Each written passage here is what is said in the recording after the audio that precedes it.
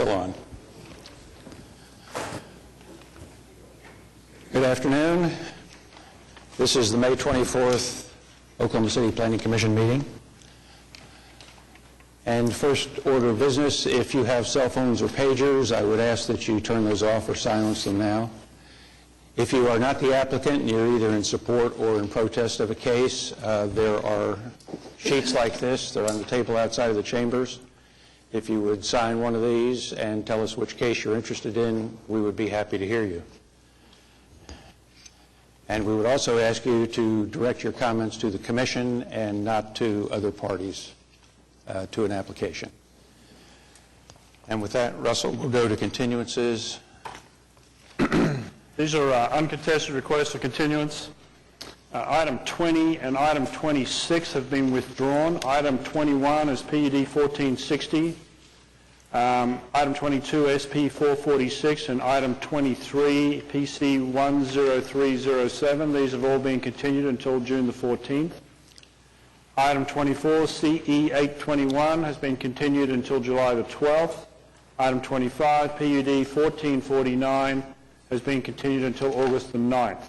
Russell, there's one change, and that is the applicant for item 22 requests a continuance to July 12th instead of June 14th.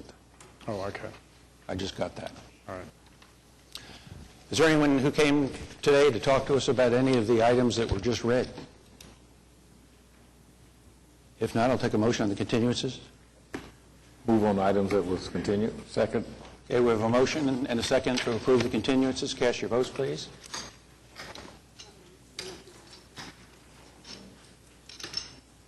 And those are approved.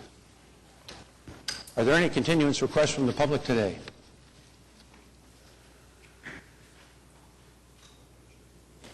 We have the minutes to approve for the last meeting, and I was not here,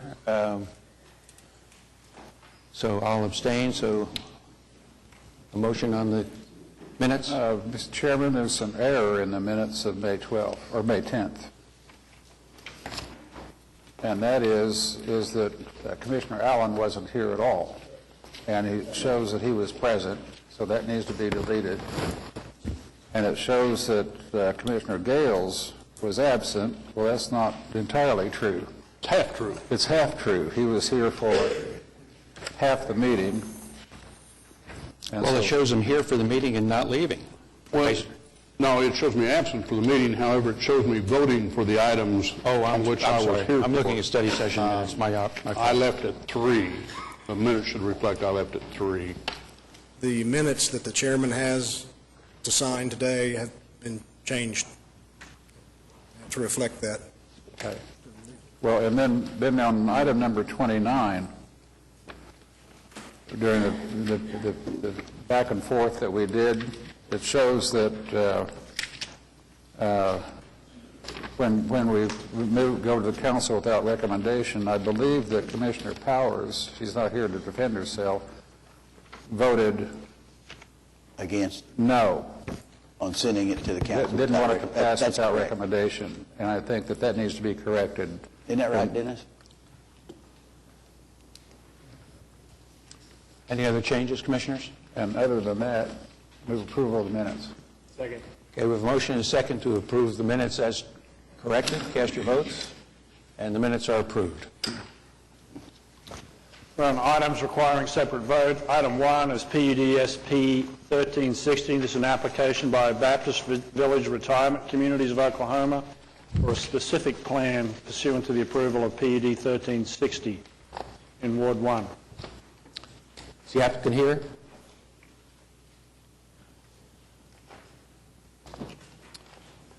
Give us your name and address for the record, please. Bernard Braddock, 5705 South Bodine Drive, Oklahoma City. We submitted a Pacific Plan for this approved PUD to your city staff, and it was found to be compliant.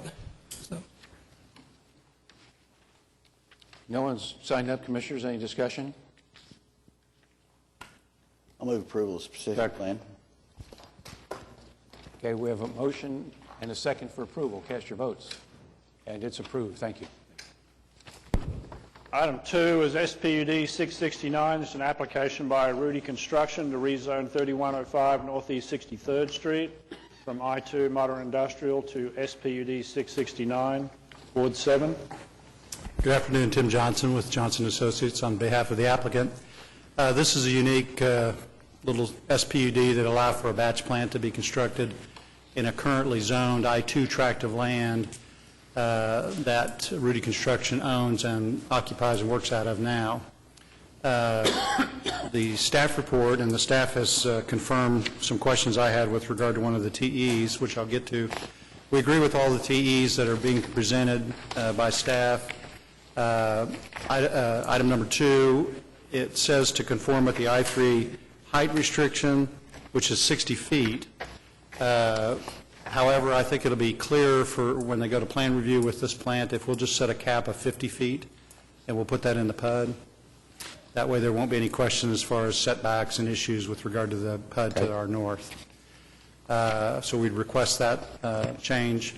And then on TE number 6, which is the one I had questions and concerns about, the staff has confirmed that we can continue to use, we can move that eastern edge away from the conservation line, which, as you all know, is just an arbitrary line drawn on a map.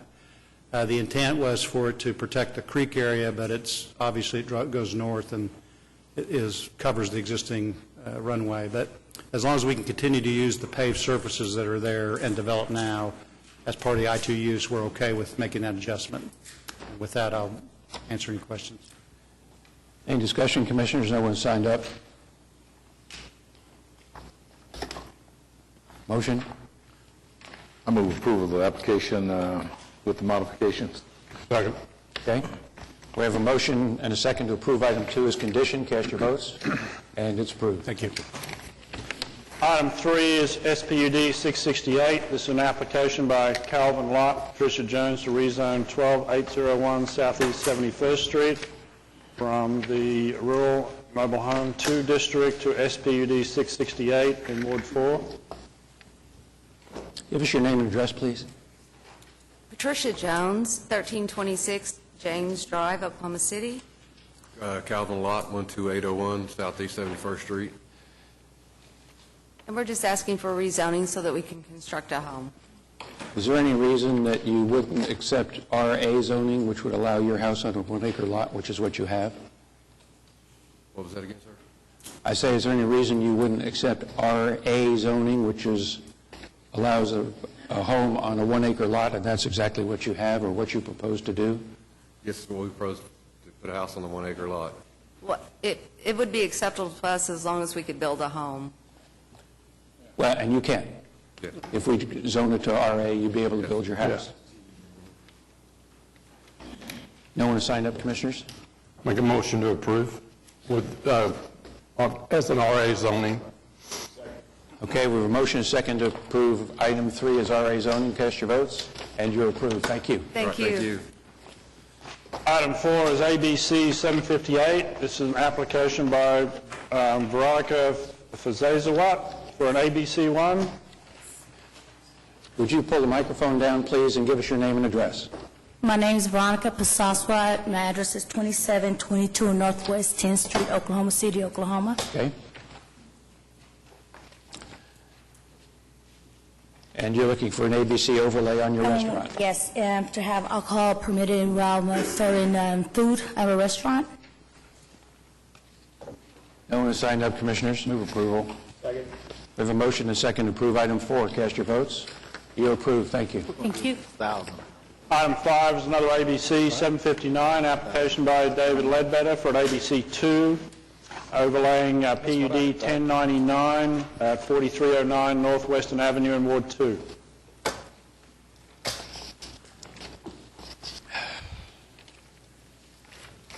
Dave Ledbetter, 2315A North Hudson. I designed the restaurant. Dave Attella with the Deep Fork Group. Who is the owner of the restaurant? And you're asking for an ABC2 overlay on your... Yes, sir. What we're proposing to do is fast casual restaurant, limited alcohol service, open up the entire east facade, entire glass, patio outside to serve 18 to 20 on the interior, 85 to 90 people on the inside. Just, what is this being used for currently? Previously, it was a yogurt shop and a tailor shop. And a what? A yogurt shop and a tailor shop. Okay, thank you. Across the street from Will Rogers? Use your It is microphone. across the street from the Cafe Nova. Microphone. Cafe Nova, that's where you're across Yes, the sir. street from? Yeah. Well, I mean, I don't know that there's a lot we can say about this, but where are you going to park another 100 people in this area? I have access to... Why don't you speak into the microphone so we can get it on tape? Go ahead, stand right there. I have an agreement with Cafe Nova to use their valet service and their parking lot, and I also have an agreement with Catch Design to use parking lots east and north of his property to valet park is there as well, about 30 to 50 spaces there. So Catch Design is directly north of the Will north Rogers. there, probably 3 blocks or so. So Catch is north of the, right across the street from the Will Rogers, right? Actually, Catch Design is on the same side as Will Rogers, but further to the north, Yeah, okay, about 2 blocks. okay. Carl, you want to come to the microphone and give us your name and address? I'm Carl Mayon, and I own the Will Rogers Theater, Sushineko Musashi's, which is adjacent to the property. And I do have a question in the fact that with the existing parking that is in this location, without any operating businesses, because of the difficulties that we've incurred with Nova, the parking is insufficient. And when Cafe Nova was opened, we were told that they were going to use Catch's parking lot to use their valet service. And to my knowledge, right now, that is not being utilized. And we were told that it was going to be continued to utilize. I think it went for about 6 months, and then they stopped using it. And we've had issues with the Cafe Nova valet service parking in our parking lots, which we want people to come into the neighborhood, but when it was allowed that Cafe Nova came in with insufficient parking, it created a big problem in the neighborhood, which we knew that was going to take place. Not every day, but when they've got big events, when they get 300-400 people in there, which is on more occasions than are not, there is no parking in the neighborhood. And as I drove here today, obviously having a little trouble finding a place to park, I drove by a restaurant that was closed. It served very good food and very good service, and it's because people couldn't find access to their location. And we have 320 spots in our facility, and when we have an event in the tasting room, which is becoming very popular now, we have an event in the Will Rogers Theater, we have a full night at Sushineko and Musashi's in the lobby bar, we exceed our parking capabilities. To add another 32, when you have 3,200 square feet, that's going to be at least 64 cars, 50 to 60 cars. But using the valet service from Nova, which has been a problem, I think I'm amazed there's not anybody here from 42nd Street to complain. It's been a huge problem. And not that it's totally unworkable, but adding even more demand without any additional capacity is something that I see as a problem. Okay. So, Any questions of Mr. Milam? JJ, was this not at the Board of Adjustment a couple of 3 meetings ago on the same thing? No, not this location wasn't. Okay. and I'd just like to say that when Nova went through the Board of Adjustment process, their application was based upon using the parking at Catch, utilizing the patio that they have as seating. How many people did you guys say? I don't know the number off the top of my head. Well, it was, they can put at least 100 people on that patio and have. And, I don't bemoan their ability to do that, but, we just need more capacity in the neighborhood to bring something like this in. If there are any ideas in doing that, I'd be more than welcome to discuss those. Okay. Thank you, Carl. Well, what we've got is an ABC application. Apparently, food service use would be permitted by existing zoning. And the parking, as I understand it, was approved in a PUD for this site previously. Have I got that right? Right? Chairman, I'm sympathetic to the issue of parking because on several occasions, Nova being one, I don't know if, what's the name of that bar up there that Mr. Groves represented those guys. There's not enough parking, and he had to deal with an outfit right across the street. Western in that area is a problem, just given to the neighbors, to the neighbors that live in Crown Heights, to up and down this area, but it is unfortunately what it is.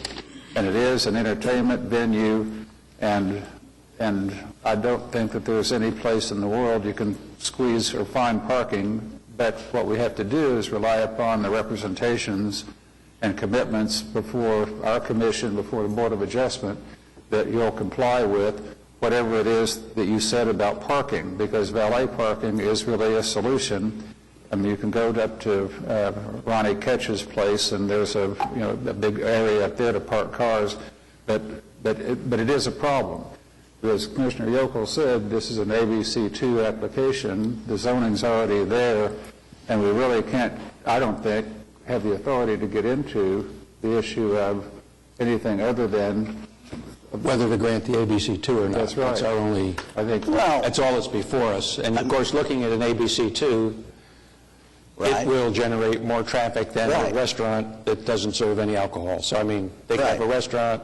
Well, I mean, no offense, but the Reg proved that, which is Cafe Nova's spot. That was an espresso yogurt stand in its original envision when it came before us, and it's now the Wedge, and so it's very successful, certainly, but it was certainly a different thought than an existing, quote, restaurant. I view a restaurant different than a yogurt stand, and, And unfortunately, we have a parking problem at the Wedge as well, and we've worked it out with Abraham because he lets us utilize his parking in the evenings. Right. So, I don't know. You're going to get more people.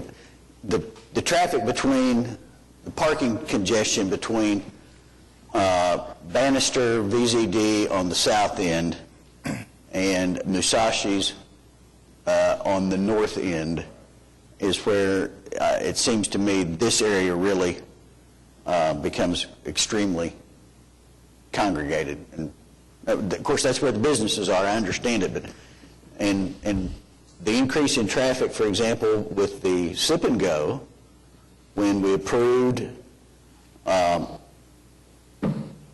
additional overlay for alcohol, it was just beer, then it went to mixed drinks, has increased the traffic. I feel like in that area, at least, maybe I'm wrong, but at least certainly on those residentials, if you had some of the residents down there that live by the Sip and Go back to the west, they would be telling us how much increase in traffic was associated with the ABC. I don't know. It's poor planning, but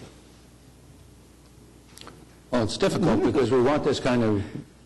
We want the district, but we don't have we want the food service, we want the entertainment, we want the retail, and yet we're doing it in an urban setting, an existing built environment. Mr. Chairman, that's a slippery slope. This is an area that is what it is, and we want it to be that way. The neighborhood wants it to be that way.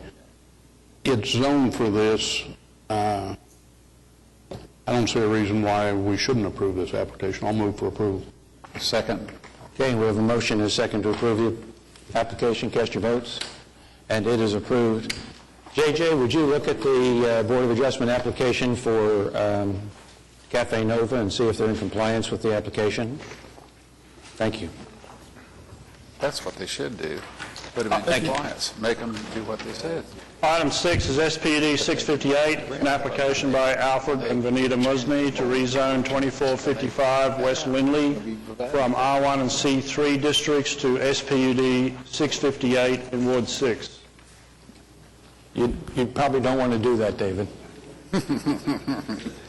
Mr. Chairman, Dennis Fox, I've got a PowerPoint in all that's being handed out is the pictures that are part of the PowerPoint, so no additional new written information. I thought we weren't doing PowerPoints, Dennis. Pardon? I thought we weren't doing PowerPoints. I'm not sure who "we" is. I'd like to do one. Well, when you and I talked about it a long time ago and became a commission policy. Well, I know there's a policy on new written documents, but people show pictures all the time. I just happen to have it in an organized, formal fashion. Go ahead. Okay. This is a case, and the Musneys are sitting on the front row. They own Arrow Wrecking, which is up off General Pershing Boulevard and Villa, and they've owned this property for an excess of 10 years. And this property, what I wanted you to look at first was the zoning map, which you have in front of you and is on the screen. And the property to the south is I-1 and I-2. The property across the street is I-2. As you go up, you have R1. You have a neighborhood back to the east that has struggled for a while, but is making some attempts at a comeback, and we want to be sensitive and good neighbors. And if you go all up and down Villa all the way to General Pershing, you see that a large portion of that frontage is I-2. If we go to the next slide, what I've prepared is on 1 through 16, you're going to see pictures, and I'm going to have Sue Minton, who is a legal assistant that works at our firm, just flip through those pictures in a very fast fashion. I know Mr. Bright, and I thank you for doing this, is driven by the area, but when you look, this is across the street. This is across the street. This will give you an idea of what you see up and down Villa. I think the interesting thing about this picture is that RV vehicle, when looking at Google Maps 3 years ago, was in the same location, so I'm not sure it's moved, but in any event. This picture I want you to focus on, because one of the things I would like to do is, I know they're in the TEs there's a issue about no metal buildings. My clients have agreed there's an existing metal building on the property. They want to build a metal building, but they don't have a problem on the facade putting rock or brick on the street frontage. Now, this would be an example of something that would meet the 70% requirement. I don't think we'd want probably anywhere in the city. So, but it's on Villa, and that's why I'm showing it to you.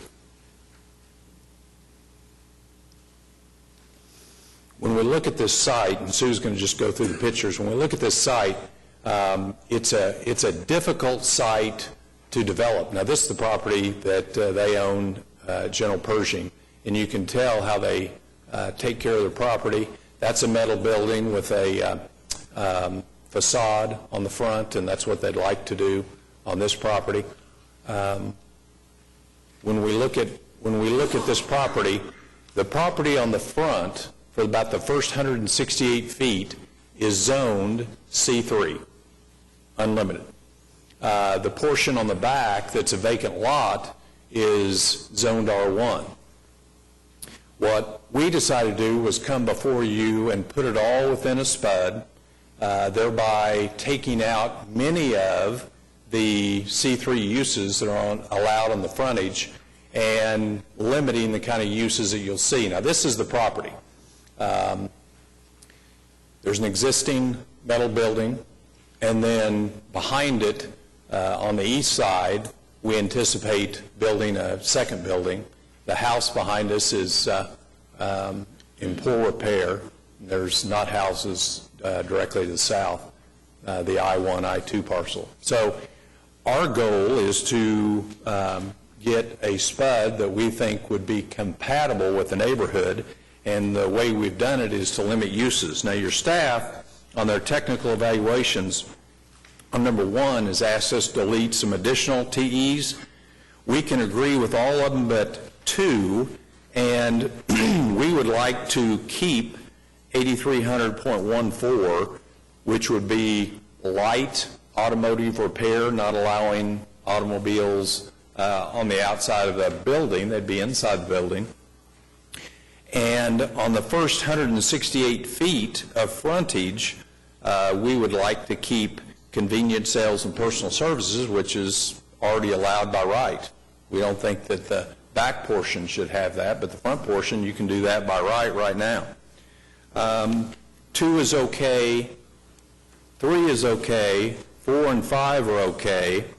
On 6, we don't want to delete metal, but as I indicated, we will put a facade, whether that's a rock or brick, stone, something like that, on the front of the new building, and we will put it on the front of that existing metal building.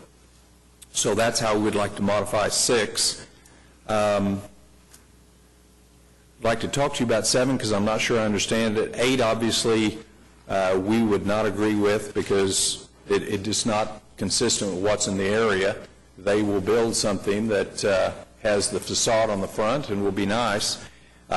Even though we don't think sidewalks are really needed, we're going to agree to sidewalks. So I talked to Mr. Bright right before the hearing and told him we would agree to those. So on 7, we think that behind the fence area, you might have an area that's appropriate for gravel. I don't know why that would be inconsistent. You have that all around on all the properties that are in this area. But with that said, Mr. and Mrs. Musney are here. If you have any questions of them, I'm here to address whatever questions you all have, keeping in mind that when you look at that zoning map, we've got I-2 all up and down the frontage.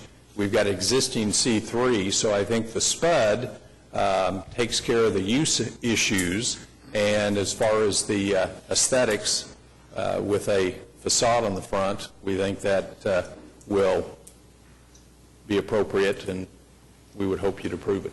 What sort of a fence do you propose? A fence just like the fence that they have at Arrow Wrecking, and Sue, if you'd go back to the property at General Pershing. They propose this kind of fence along with trees or shrubs. And where would the fence be on the property? Where would it start and end, and what does it go around? It would go from the edge of the building to the next building that was built. It would go all along the R1 area. All along that street? Other than where the building is, yes. West Lindsay? They go along West Lindsay from the front of the building. Let me back. Yes. Unless there's a building there, we're going to put that fencing up for security and protection. And then there'll be a new building behind the existing building, and then Yes, it sir. goes north up the property line, the fence, Yes, sir. and then west to the edge of the existing building. That is correct. That's right? Yes. And now I'm going to just repeat some things that I told you, or we talked about on the phone to my fellow commissioners about this area that I know very, very well. My initial reaction of the application was that it's got to be better. And my admiration for what you have done at Arrow Wrecking at that corner of Pershing and Villa is a nice piece of property. You've landscaped it quite extensively. Even though it's in front of a metal fence, it looks good. You know, I mean, and particularly in that area, it's across the street from, or right down the street from a homeless shelter that was installed by the city that's extensively landscaped, nicely done. So that area is something that I take, a great interest in, because it doesn't need to be a trash pit like the pictures that you've shown. And particularly, and this is the thing about that Villa thing, coming west on I-40, the new I-40, you've got an access, you get off of I-40 to go to Villa and May, and that particular access getting off of it is also the gateway to Stockyard City. That's the way you get into that. So all of this is going to feed into the fairgrounds going off of General Pershing. That's that access there. And there's no reason in the world for a really conventional structure that's been built in this city for 100 years in an area that's put up a metal building and don't do anything else. My belief is this is going to be better. And it has every earmark of being a better place for this to be. Now, back to the TEs, I really would rather you not have a convenience store there. I want you to do your business as you're going to do your business. A convenience store anticipates a whole nother thing, and you're doing a metal building with a facade up there. I really disagree with trying to take that one out of here, because that's not your business. You're not running a convenience store. You're doing some industrial development. You're zoned I-2, even though you're saying it's already been zoned C3. Well, you can't do what you want to do with an R1 right behind you. So let's just forget about the fact that it's C3. It's going to be I-2, but I don't think you need to have a convenience store, period. I agree with the metal fence, as long as it's consistent with and looks like the same quality metal fence that you have on your aero wrecking place, but landscaped extensively all the way around, because you've got residential over there and everything else. As far as the facade is concerned, the stone facade on the front of Villa and also on the side of West Lindsay. Yes, you've got to do both sides. It's okay on the back side, and it's okay on the north side, but both facades. Sidewalks along Lindsay, sidewalks, because I told you, Dennis, this is why when I went by there yesterday, Tuesday, all that construction and everything's going on, and there's a lot of cars trying to get in and out. And I went over the railroad tracks, and there was this woman pushing a pram, a baby carriage, in the middle of the street on Villa, because there's no sidewalk to push this pram on. So whether it's a lot long or whatever, any application that comes before this commission of anybody else that really wants to improve their property to take advantage of what I can see the commercial activity is going to be, they'll have to do a sidewalk to connect with your sidewalk. And so, but now back to what the TE. So the agreement about the convenience store is mine, and the metal fence is okay, and the facade on the front side and the sides. And other than that, if you agree to that, I'm in favor of it. But the landscaping along the fence where it is has to be the same density as the landscaping that you've done with aero wrecking. And that can be measured on, what centers there are. That can be measured, and it's nice. It is. My clients are agreeing to that.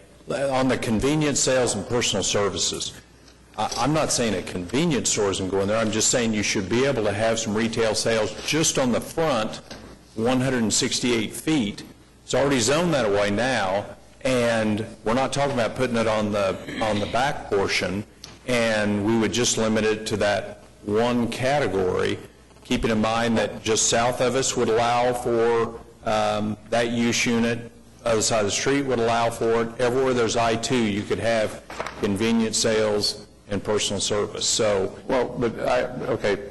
just on the front. When you say convenience sales, what comes to mind? It's a strip center thing, it's just, I don't think it's appropriate for what it is that you're going to put on this piece of property. It's entirely a different thing. And so I really do what you're going to do, but don't try to sneak in something else that you might do later on if it didn't work out, etc. We haven't snuck anything in. It's zoned to allow it today. But you can't do what you want to do with the existing zoning. So just eliminate that argument. You can't do what it is with a C3 and an R1 zone. That's true. Okay. So But You're dealing with a new spud. But you have to look at existing conditions. We had the same argument 2 weeks ago. I mean, you look all up and down the street, and I don't understand how it protects the city to not allow the Musneys if somebody wants to put in a use within the I-1 district, and that's really what we're talking about now is I-1 uses, but they want to have some sales of some product within the building. What you're saying is they couldn't do it because we've taken it out, and I'm saying they ought to be able to do it because you can do it all around their property. And I think Is there another category that relates to being able to sell or market what product you're producing out of here and not beer and cigarettes? I'd let Russell and JJ address that. And I want to take up another issue on your hard surface paving on 7. Are you going to be storing cars there from your towing activities? No. Dennis? No. Because I'm not averse necessarily to, because there's a lot of storage in the auto auction lots. We require the hard drives, but the storage where the cars sit is that other surface. Mr. Hensley, that's a very good question. And I just don't know what your concern was with regard to hard paving surface for the whole thing. I just raised that. Well, it'd just be a sea of concrete behind the buildings that probably isn't needed because we're agreeing to no outside storage. And we've taken out the use units that you were just concerned about, which would be automotive vehicle impound yards and those kind of things. Well, we have that use up at General Pershing. Right. And as they don't need that use at this particular location. Don't want it. I guess as a hard, I'm actually probably more in favor of less hard surface that's not being used than I am for hard surface. Wait a minute, I said it improperly, but I want less concrete that's just to have runoff. We don't want that. I personally would be agreeable to not having that whole thing concreted other than your drives and your access points, but until it comes into some other use that would where it might be more suitable to be paved. Oh, and the only thing about the C stored unit, as I look, and which I'm pretty sure this is the case, if the only thing about the convenience use here is that it would lead me to, I'm inclined to agree with you, Bob, I'm also inclined to agree with Dennis, is that what I'm getting here is a better use of that type than I would get across the street.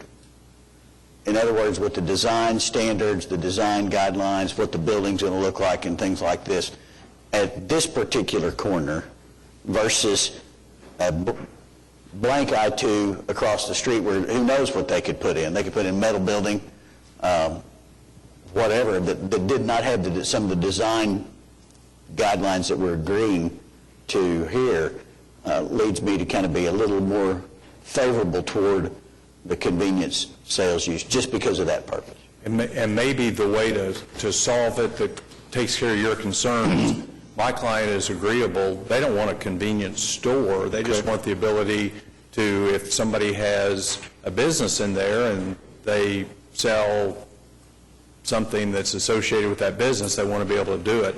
And I'll work with your staff and just write our own use unit that only allows as accessory sales to the primary use, which will take it out of. That's easy. That works. So it's retail sales would be an accessory use to the permitted uses. Yes. Which is. And we're just talking the front 168 feet. Right. So. Okay. Then in that event, I move approval of the application with the accessory sales TE with the sidewalks on Lindsay and Villa, yes, with the facade improvements, the brick or stone on the street side of Villa and Lindsay, a metal fence of the same quality and materials as the Aero trucking facility just to the north, and landscaped just as heavily as the Aero facility to the north. What's the... Right. Yeah. Okay, do we have a second? Second. Okay, we have a motion and a second to approve item 6 as conditioned. Cast your votes. And it's approved. Thank you very much. Mr. Chairman, I was not trying to be disrespectful on the PowerPoint. I just thought pictures were okay, because if I stood up here and held them up, it'd be okay, so that's where I was coming from. You and I did have that conversation quite a number of years ago, and you haven't done a PowerPoint in a long time. And we could have had these in our packet possibly, and that would have been more expeditious for us, I think. Well, there were several of the commissioners that were just asking that I bring it back, so I had to, but thank you. Okay. Do you have a separate presentation for this companion item, Dennis? I mean, is separate, you got another PowerPoint for this item? Nope, no more PowerPoints. Sorry. I've learned my lesson. As Susan pointed out, TE8 on the last case is basically gone or amended, right, based on the building materials. Item 7 is CE 824, which is a companion item to close an alleyway on the same property. And as indicated, the area that needs to be reserved will reserve and have no problem with that. No one's I'll move signed up. approval. The motion is second to approve item 7. Cast your votes. Turn lights light off. He didn't vote. Thank you. Item 8 is SPUD 650. It's an application by Mark Ritchie to rezone 2400 North Sarah from AA agricultural to a simplified plan unit development, Ward 1. Give us your name and address, Mark. Pardon? Name and address. Your name and address. Ritchie, 7528 Northwest 132nd Street, with Civil Design and Survey of Oklahoma. Thank you. I'm pleased to announce I don't have a PowerPoint presentation, just one slide. And also, want to come back with a PowerPoint? Yeah. Throw you under the bus. I am also pleased to announce that the applicant's prepared to agree to all the TEs listed on the staff report.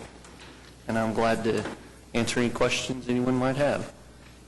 I did bring this one additional slide that shows the current status of Aspen Boat and RV's facility.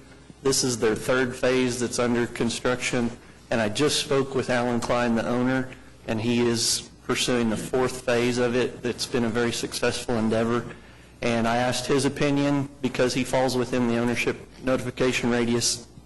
I asked his opinion of this application, and he said he thought it was great. He was glad to see additional infill development between him and Oklahoma City proper. Okay, so Mark, I know you've done a lot of work on this, and we've corresponded on it over the months. So, you agreed to deleting all the use units that we have in TE1 that are set up, Correct. and the conditional use unit? Correct. I wanted to be clear. The staff report wasn't quite so clear for me, but I think I understand. Maybe I just didn't read it properly. You need the single-family residential use to maintain the one residence that exists on the property that's ancillary to the moving company, right? Correct. There is no moving company there now, and staff and I worked together to try to put a trigger in place that allows the current resident, the current owner, who owns a moving company, to use his residence as an office and as a place to park his vehicles, so long as he lives there and owns the property. Once ownership of the home and the property transfer to any subsequent owner, that use goes away, and all the other items in the SPUD would kick in at that point. Okay, so we have this trigger that seems to be built in to the application that seems a little more well-baked than just this if it ever. So do you have any notion of what's going to happen out there? I note that there's some pictures of some buildings in the back here, but I didn't understand why those were submitted, frankly, because the PUD doesn't give me any indication about what's going to happen here. And so I agree there's been some design concessions, but there's been nothing that really gives me a good vision about this, what's going to happen at this particular corner. And this corner is, it's pretty isolated out there if you haven't been out there, but it's not going to be for long, I don't think. So I need a little insight, at least, as to what the plan is, because it's all just basically C3, per C3 regulations with some concessions with respect to uses. It's 5 acres of C3, which is not a huge tract, particularly in that area, but it is just, building height is per C3, building size per C3, number of buildings per C3. The real tooth of it that I think you're looking for comes in with TE3, where we are committed to whatever uses go in there do fit those architectural standards. Well, and that's, Can you tell me what they are? What are they? Are you committing to this type? Yeah. This type structure? Correct. Yeah. Yeah. All right. Well, that's better, I think. So that's the purpose of these pictures that are attached? I couldn't put the two together, I'm sorry. Well, nor could I, because these are architecturally old-time service station type things. Correct. Right. We're trying to emulate and draw off of the Route 66 field, the Route 66 park that's right down the road, the skate park. That's why in the language of the SPUD, it contemplates a skate supply store where kids could buy new boards, wheels, helmets, pads, those kinds of things, as well as the applicant is very nostalgic about the area. They've lived there a while and they grew up in the general area, and they were real disappointed when the bait shop east of the lake finally closed its doors.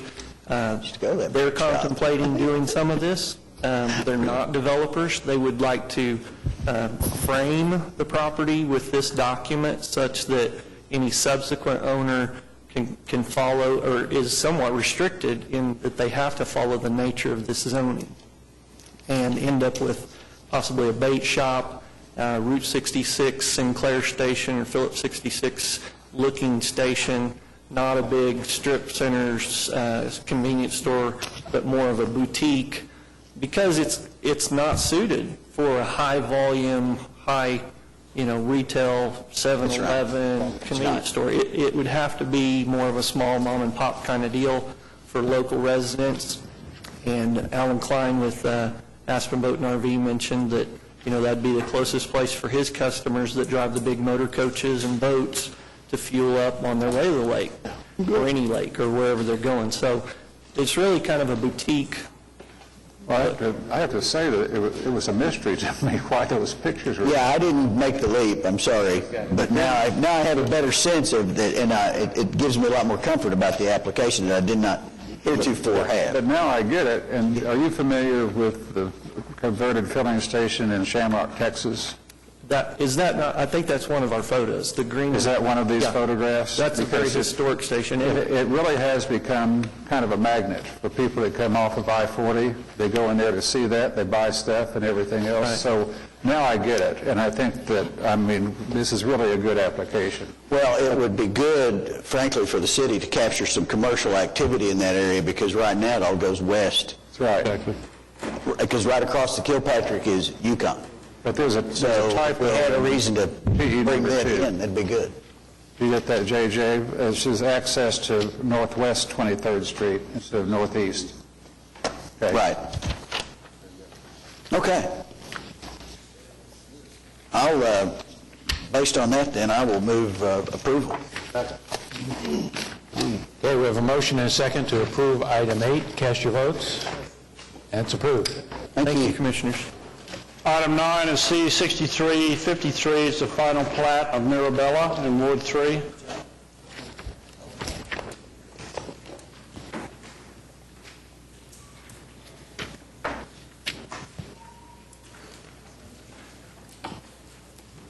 Doug Clausen, MKEC Engineering Consultants for the applicant. We're in agreement with the TEs, and I'd be glad to answer any questions. Okay, Commissioners, do you have questions? We do have someone signed up. So you're adding the common area, Doug? Kind of the amenities and... There is common area built into the plat. Right. I think the TE requires some recreational. Right. And we do have a letter from the developer I submitted to staff earlier today. Okay. He's in agreement with providing that. Are you Mr. Mosley? Yes. If you'd come to the microphone and give us your name and address, please. Dwayne Mosley. I live at 9501 Southwest 44th Street. Okay. I live adjacent to the property there to the east of them. I have a 40-acre tract of land that borders the whole proposed planting site. Basically, what I'm coming forward for is to see what kind of fencing requirements that they have in place that to protect, So you need to address us. I'm sorry. That's okay. All kind of fencing in place, so we're going to have a lot of people there. Then normally it's just treed area with agriculture. There's been deer and turkey in there, so it's going to change the climate dramatically. So Your property's not fenced now, or at least on this side? it is partially fenced, but no, I don't have it fenced up on that west side. Okay. So these will be residential, you're the stand-up 40 that's... My stand-up 40's right there, and I have a pond there. I have 2 ponds there on my Right, property. so your border is all along the west side, what would be all these houses?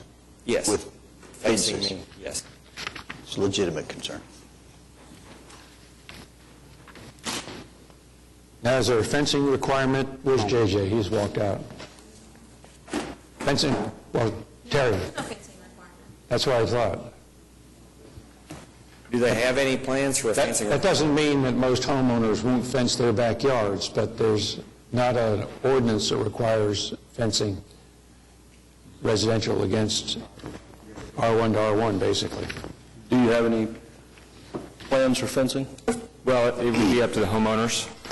My guess is that the majority of them will provide fencing, and I don't know that the developer has completed all of his CCR documents at this time. I can confer with them and find out if they have anything planned for those documents to require. Is your property zone R1 also, is it not? I think it's zoned agricultural. Not according to our R1, report. yes, it is R1. Are you on the east or the west side? Yes. You're on the east side, correct? I'm on the east side, yeah. According to this, you're zoned R1. R1, yeah, I'm sorry. Well, what my concern was, if I had to deal with each homeowners, if I put say a barbed wire fence up or something there, I have to deal with each one. They're going to have to tear the fence down each time they put up a stockade fence each time. Well, you'd have to put it up on your property, not theirs. Oh, I understand that, but I mean, it borders there. I don't know. Now, if they put up a fence, they'd have to put it up on their property, so there'd be space between the fences. They can't, Yeah. if you put a fence up, they can't knock yours down to put theirs up, as long as you've put it inside your property line. Yeah, okay. Well, that's my concern, is that, that traffic and trying to minimize, if there's any kids over there and they want to come over and play in my pond or whatever, that's a problem sometimes, Kids Yeah, want it'd to be a liability, they sure. play in the pond, they drown, or whatever happens to them, it is a concern there with those 2 ponds there. Right. The way the plat's drawn up now, they won't have access to your property, but you're absolutely correct. During the construction time, until this thing gets built, they'll all be in your pond. Yeah. Well, and the people whose backyards faced east, Mike, can just walk across. Yeah, exactly. But we don't have any requirement where we can require him to fence R1 that abuts. Versus R1. R1. So Can't really require him to fence. There's no ordinance that can cause us to ask either one of you to do that. That would have to be a personal choice. I'd post it, personally. Yeah, I've got it posted now, but that's what I'm trying to do, just try to minimize the problems that could come along with this. Understand your issue, but we can't solve it. Yeah. Okay. Thank you. Commissioners, any additional questions of Doug? No, I'll move for approval. Okay, we have a motion and a second to approve item 9. Cast your votes, and it's approved. Thank you. Thank you. Item 10 is SPUD 653. It's an application by Camden Park Mini Storage to rezone 1400 Northwest 164th Street from SPUD 599 to SPUD 653, Ward 8. Hello, Mark Grubbs, Grubbs Consulting, 1819 South Morgan Road, on behalf of the applicant.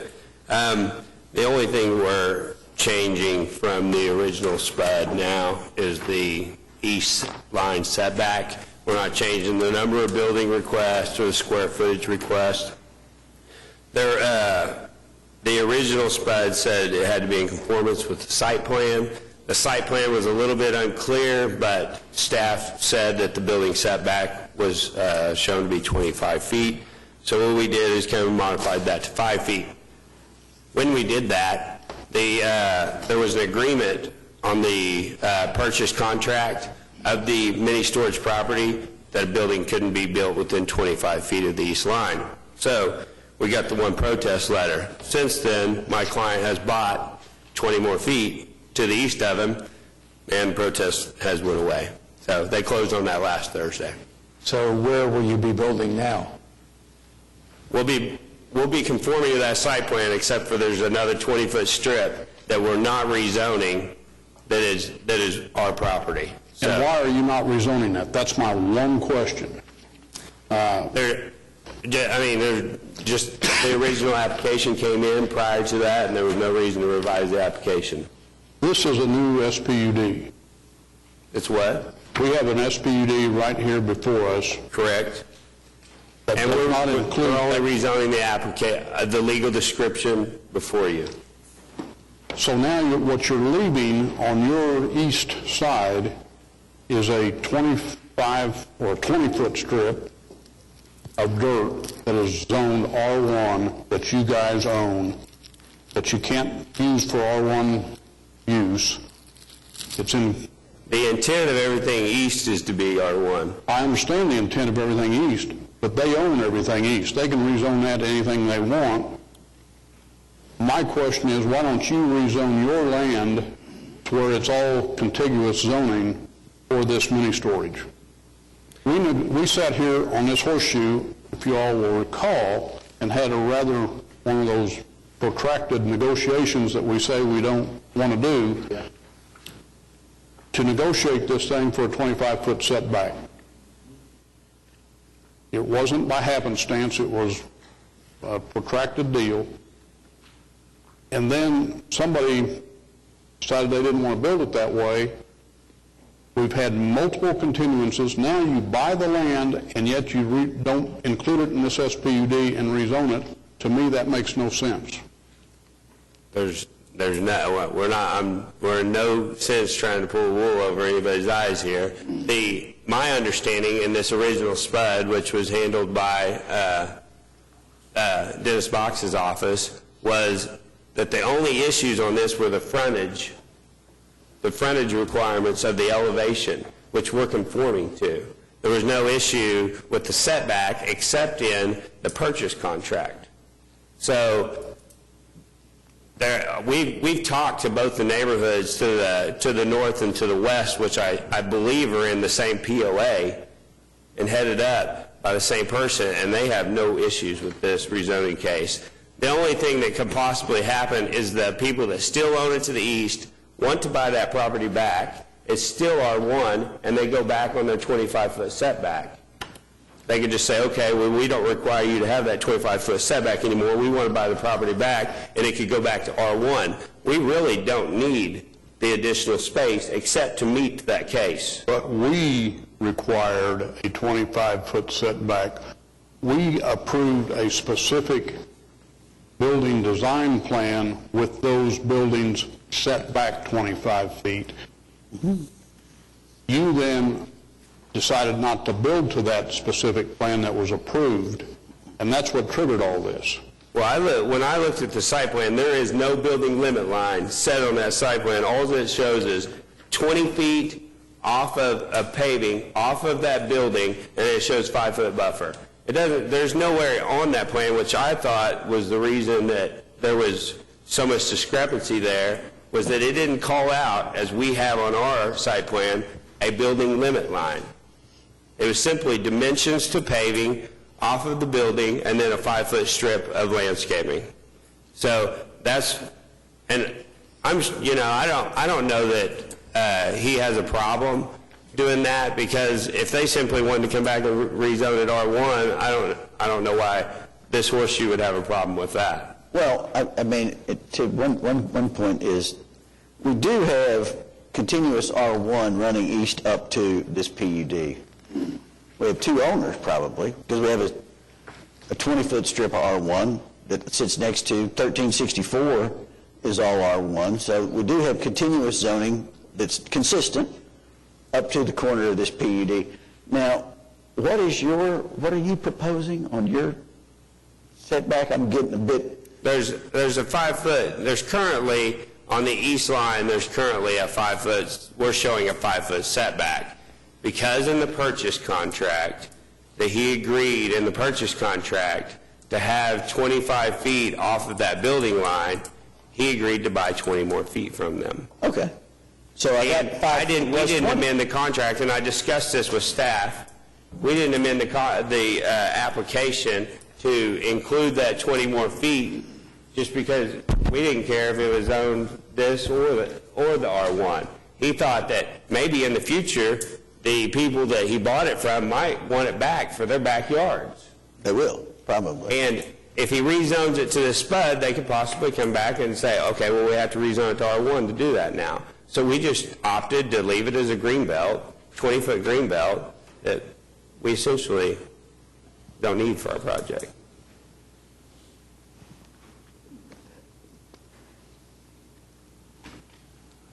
They can't build anything other than houses or green belt, so it's not functional for we have less exposure for additional build. It would be a long, skinny house. There's an 8 it'd be a long, skinny house. There's an 8-foot masonry wall required that we're putting up. I mean, who wouldn't want that for their backyard fence if they did buy it back?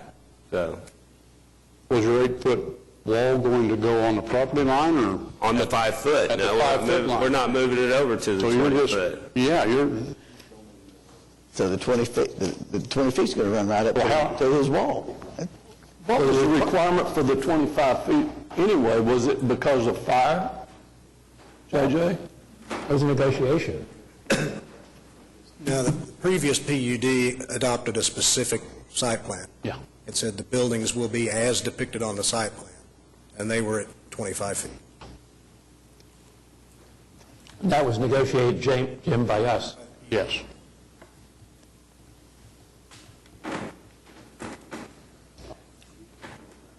I think you added to the PUD. Well, there's our deal.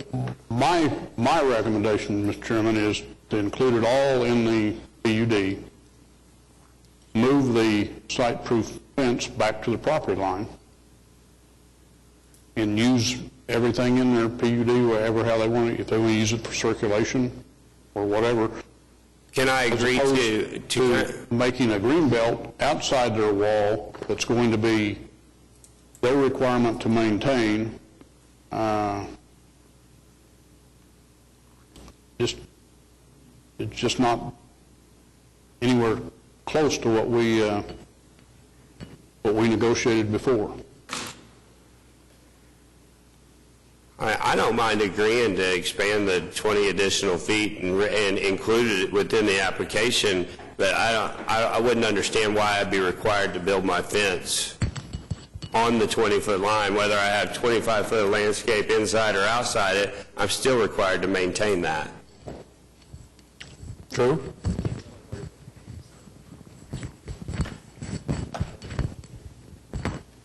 I'm pretty... I don't have a problem with it the way it is. I think it's fine. He's going to maintain the land anyway, and if he wants to basically donate that land for the neighbor's use, I don't have a problem with that.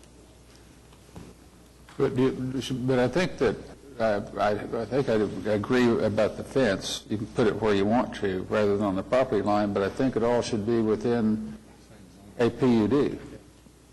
I mean, you know, I think that, because this one, that strip just is out there loose. Creates the responsibility for maintenance much more clearly.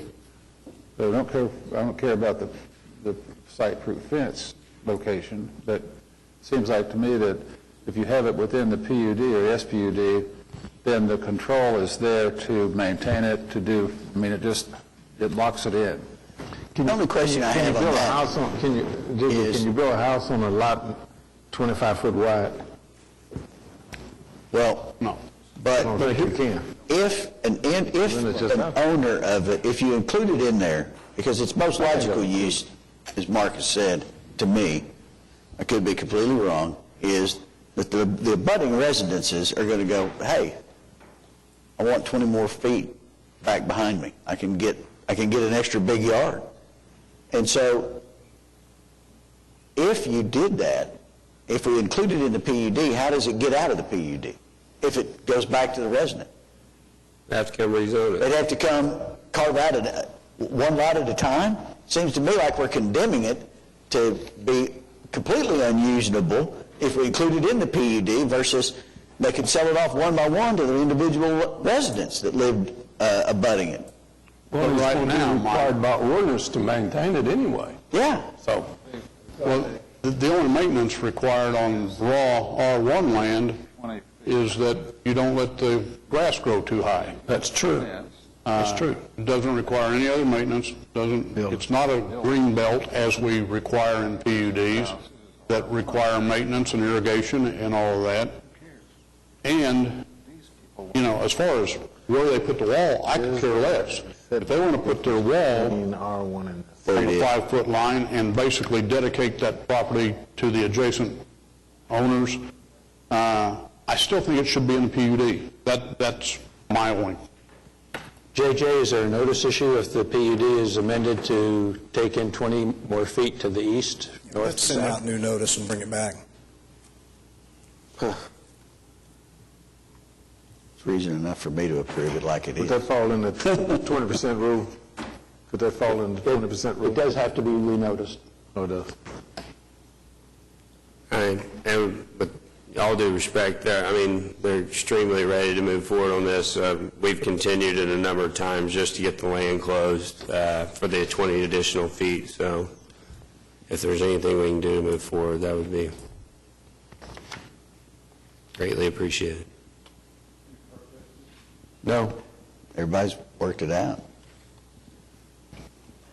A motion, Commissioners? I'll move to approve. Second. A motion and second to approve. Cast your votes. And it's approved. Thank you. Item 11 is SPUD 666. It's an application by Moore Real Estate to rezone 4600 South Anderson from AA and AE2 districts to SPUD 666, Ward 4.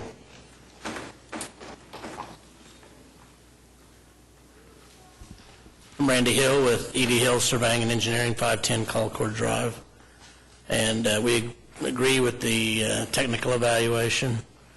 And I'm passing around right now a drawing that shows conceptually what this is to look like from the street view. And we're just located just north of I-40 and along Anderson Road there, and I think it'll be a really good use for the property. I'll be happy to answer any questions you might have.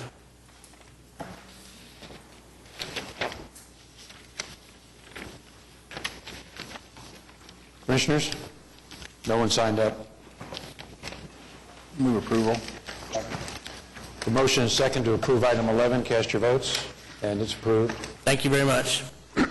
Item 12 is ABC 757, application by Luis Adame for an ABC2 overlaying C3 Community Commercial at 1933 North MacArthur Boulevard, Ward 3. Is the applicant here?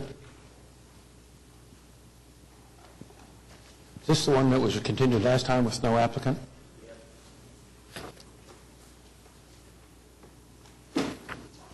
Somebody want to make a motion instead of keeping... Pardon?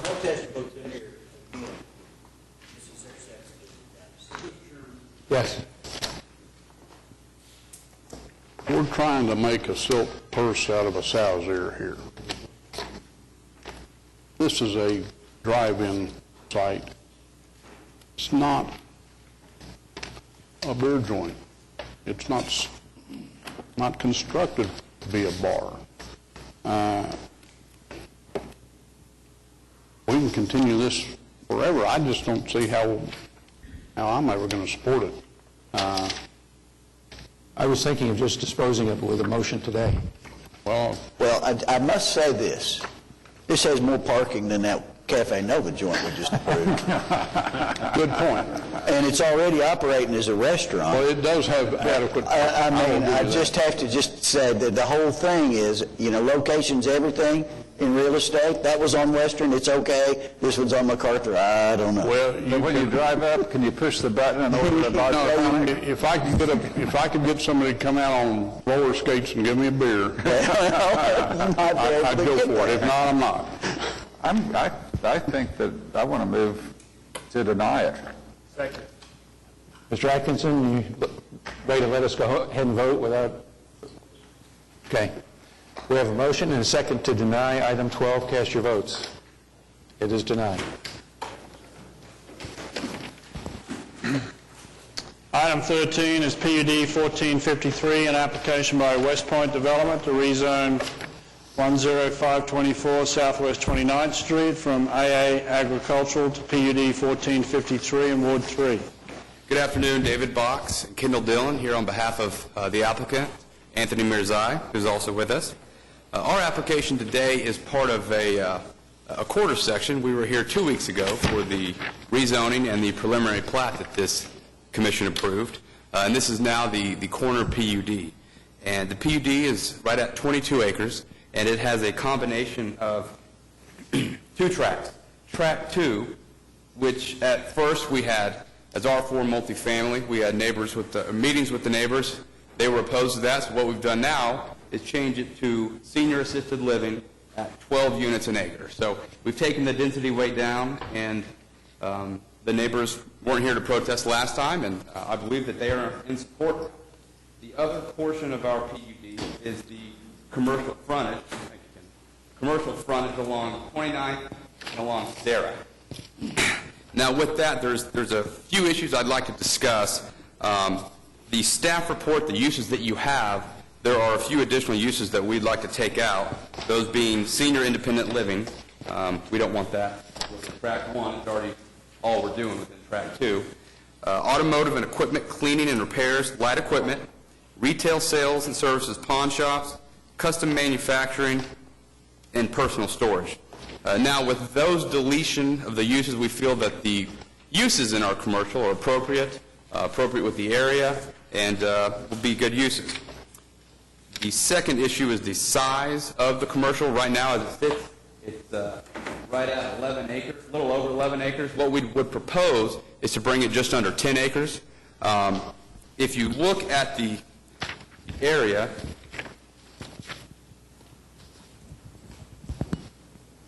look at a zoning map, you have 2 things that work here.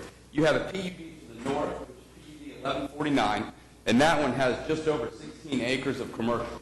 To the west, you have PUD 1179, which has over 15 acres of commercial. So what we're asking for is much less than what's around us, and we think it's at an appropriate scale.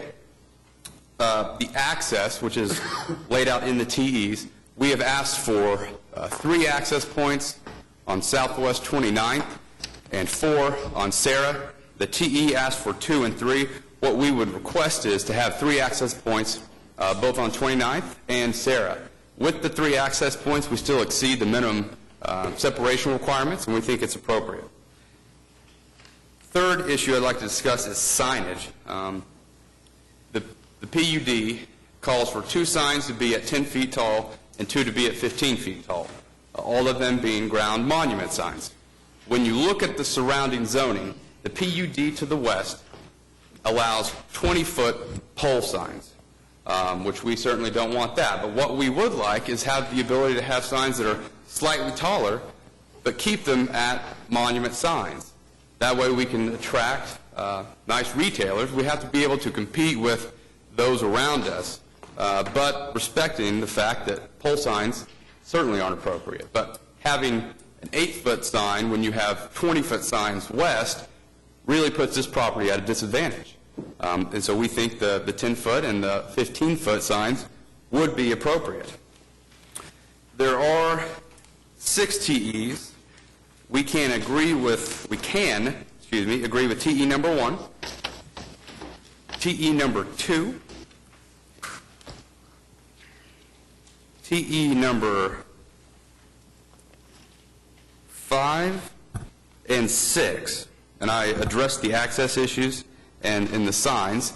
And with that, we are here to answer any questions. We'd like your support. I have one question. Yes, sir. And that is, hold that up again. 2 weeks ago, you agreed to provide for pedestrian access to the commercial area. Is that it? Just the one? That's what happens to these people down here. I think you've got to do better than that, because that's to this part. You've got, 150 acres of pedestrian stuff, and so when I said pedestrian access, is it just that one little line? And I think you need to be back here on the southern portion and have some access going into that commercial area somehow. You got to serve both sides. We can have access to the commercial from both this side, being east, and coming from the south. And from that way, and you can come in both ways. We can agree to that. And then on the signage issue, yes, sir. I don't really think that you need to compete with a developer that hasn't yet done his pole signs. I mean, this is going to be, if what your plans are, a nice area. And so, you know, I mean, our policy is 8 foot. I'd give you 10 foot. That makes a nice sign. I think the discussion of the amount of permitted commercial on the opposite corners already argues for less on this corner, not more. That's right. And well, I think what it shows is that what we're asking for is consistent with the area, and in fact it's scaled down from what others have, and so it's certainly appropriate. Just a different point of view. I think there's enough commercial there already. I mean, I don't even think you need 5, because there's how many acres aggregate the other two sides? 40 acres or more of commercial already? It is, I mean, and 31. And where are we? We're 29th Street and Sarah Road. Well, We don't need 40 or 50 acres of commercial there, and it's just over the top. rather Well, and have I'd it say- on this side than a little farther west. Sir? I said I'd rather have it on this side of the line than a little farther west. Yeah. And as the staff, Let me ask a question in that Yes, sir. regard. When Kendall holds this up, is this the commercial, or are we seeing what we're going to get? Are we going to get 5 distinct tracks with 5 units? we will have to come back with a specific plan. Well, okay, let me play devil's advocate with you. I envision the worst-case scenario of 2 strip shops intersecting up at the corner.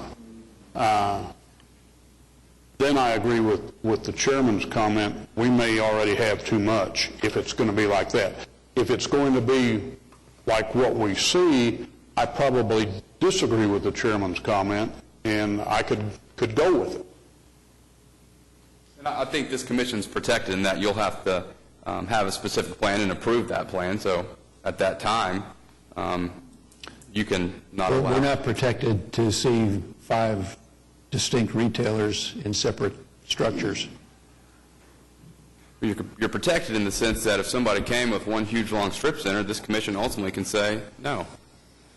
And then you'd be giving us some good argument about why that would be the wrong way for us to consider it, because you're so good as an attorney. I'm just arguing for what is appropriate for this area, and the protection that the specific plan allows this commission. And if that were to happen, this commission could certainly not agree with my argument. If you would commit to 5 pad sites and you wanted to come in later and present something different, we could consider that. I'd rather do it that way than this way. Or commit to an additional TE that says that you won't strip out those two surfaces.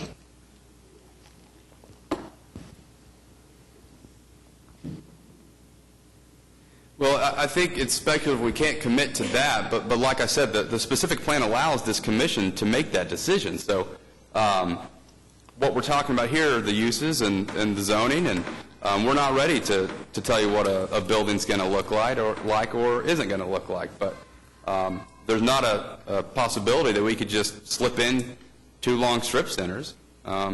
This commission won't allow it to happen. So I don't think there's anything gained by agreeing to something speculative. The analogy to me is, do we do traffic studies before we zone a property or at the preliminary plat stage? If we're zoning it at the preliminary plat, or getting a traffic study at the preliminary plat stage, we're trying to just kind of fix something. We're not considering that in the overall zoning context, which is when it's appropriate. We're here at the zoning context now. We'd be trying to fix something later, and that's much harder to do.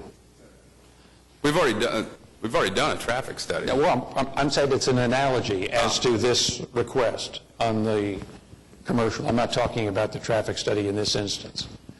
I'm talking about the debate that's occurred between applicants and the community. When should we do a traffic study? Should we do it before we zone the property or when we're ready to plat? And the answer is, from our standpoint, when we're zoning.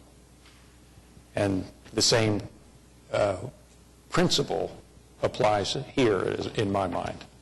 Well, and I certainly respect the analogy, but I think it's, like I've said, you're protected in that we're coming up with specific design standards, we're taking uses away, we're modifying the access points, we're modifying how many acres we have, we're agreeing to... Yeah, by one. You're not willing to agree not to strip this out? Well, I'm going to have Anthony. Hi, Anthony Mirzai, 2731 South I-35. It's just hard to say. I mean, that area is going to develop probably 8 to 10 years from now, so we don't know what the market's going to be. And I think that's our point. That's the point. Right, exactly. So it's hard to commit to something that we don't know what's going to happen. And we're just trying to stay with what's in general in that area. Well, right now, generally in that area, there's nothing. Well, I'm saying what's been proposed to be put in that area. Well, can we propose not to have any strips at this particular point, and then if it comes back, that may be something you may have to consider? I think part of the issue I see is we're not sure what we're being asked to agree to. When we say strip it out, I'm not sure how we later would deal with the city attorney's office. We're trying to rezone, I mean, as Russell just whispered in my ear, we're trying to rezone the city 10 years ahead of when something might happen, and it's hard for us to get our arms around it. That's true, Mr. Chairman, but we are sitting here looking at a specific application. Right. In our application, we have a specific site plan, which corresponds with what Kendall was holding up. When I first reviewed this application, I thought that's what I was going to get. What I was going to get. You raised the issue of too much commercial in the area, and I thought that this design mitigated that concern. Right. And so now I'm inclined to agree with you. That's why I raised that point. But then the applicant comes back and says, well, no, maybe I do want to strip it out. Well, then what's in my application, I don't know why I reviewed it. We're certainly not saying we want to strip it out. Here's the problem that I see. If we stand here and say we're not going to strip it out, who's going to define what strip it out means? Well, this tells me there's 5 distinct parcels. But maybe there wouldn't be 5, maybe it would be 4, or maybe 3. That I could handle on a specific site plan, probably. But I think that's our point. It's similar to a plat. If we start with 5 and you want to end up with 4, I mean, that's a reasonable adjustment. If you start with 5 and then say, well, we want to do 2, one that faces north-south and one that faces east-west. And I agree. The issue is 5 to 4 is a reasonable adjustment, so we're going to have to come back or deal with the city attorney's office on defining what a reasonable adjustment is, what is not reasonable, how would the code define stripping it out. What I'm saying is it's similar to a plat. This body approves a preliminary plat, and we have to come back with a final plat. If the final plat doesn't conform with what we said in the preliminary plat, or we've changed things and this commission doesn't like it, this commission will not approve it, just like we have here. We have essentially a preliminary plat, and when we come back for a specific plan, it's similar to a final plat, and this body ultimately gets to decide if what our specific plan calls for is appropriate and in conformance with what we've showed you and what the city wants. But I think the issue is, as Commissioner Yokel just said, was that we're rezoning something for a 10-year speculative time in the future. We're rezoning it. It's now going to be C3, and then, that corner is going to be C3, and now you have either 32 acres or 40 acres of commercial jammed into this intersection, and there's nothing there. And so you're saying, well, we might want some wiggle room. We want to do this. We might want to do this. And I don't think it's appropriate, actually, to do the rezoning at this stage. I don't see it's appropriate unless you commit to those 5 locations. And in that respect, I agree with Commissioner Gales. When I read this, I went, okay, there's 1, 2, 3, 4, 5 separate little, nodes, and that's what you've got. But everything you're saying is that ain't maybe what we're going to do. We'll come back in the future, but we've already rezoned. This is the point of what we do, and we rezone for speculative purposes, and I just don't think that that's really what our job should be. I don't think it is. Well, I'm inclined to grant the rezoning based on the consideration that, like everybody said, I'd rather have it where you're coming in and saying, gee, we thought we were going to do 5, but we can only do 3. We can only do 4. Sorry. And I know you're saying, my argument is the flip side of yours. We're saying we just want the flip side of yours. Look, this was your application. It wasn't mine. It wasn't this commission's. We didn't put this drawing in. This isn't what you put in front of us. You guys made this. So now you're saying, not so much. We put it in all materials, but it's not really what we meant. It kind of seems a little flip-sided to me. This is the deal, but not really. But that's with any plat. Anybody that comes up here with any drawing, like a plat or anything else, that's how the zoning process goes. I know, but isn't that true? Isn't that what he just said true? Anything comes before us at this point could change when they come to price. Yes and no, Bob. Yes, that's true if you open up your staff report and you look at this and it shows this. Track 1 is going to be this, track 2 is going to be that. Right. Then I read, okay, all of this is going to be developed under C3 and it's wide open. The only constraints are what outline those particular points in the PUD, okay? When you go the step farther and say, here's what I intend to do, then I'm thinking, hey, that's what we're going to do. Right. This does not show just blank C3. It shows 5 lots. That was my concern. And then when the chairman raised the fact that, well, there's too much C3 here anyway, I'm thinking, no, maybe not, because we're doing it this way. Right. And I agree with that. And that's the difference. Right. And if I may, I frankly don't care. Yeah. I just want to get it defined. A little bit. Yeah. We understand it. It's not. I understand the development process. I understand this is going to take a long time, potentially to develop, but this just doesn't feel right. I'd rather the risk.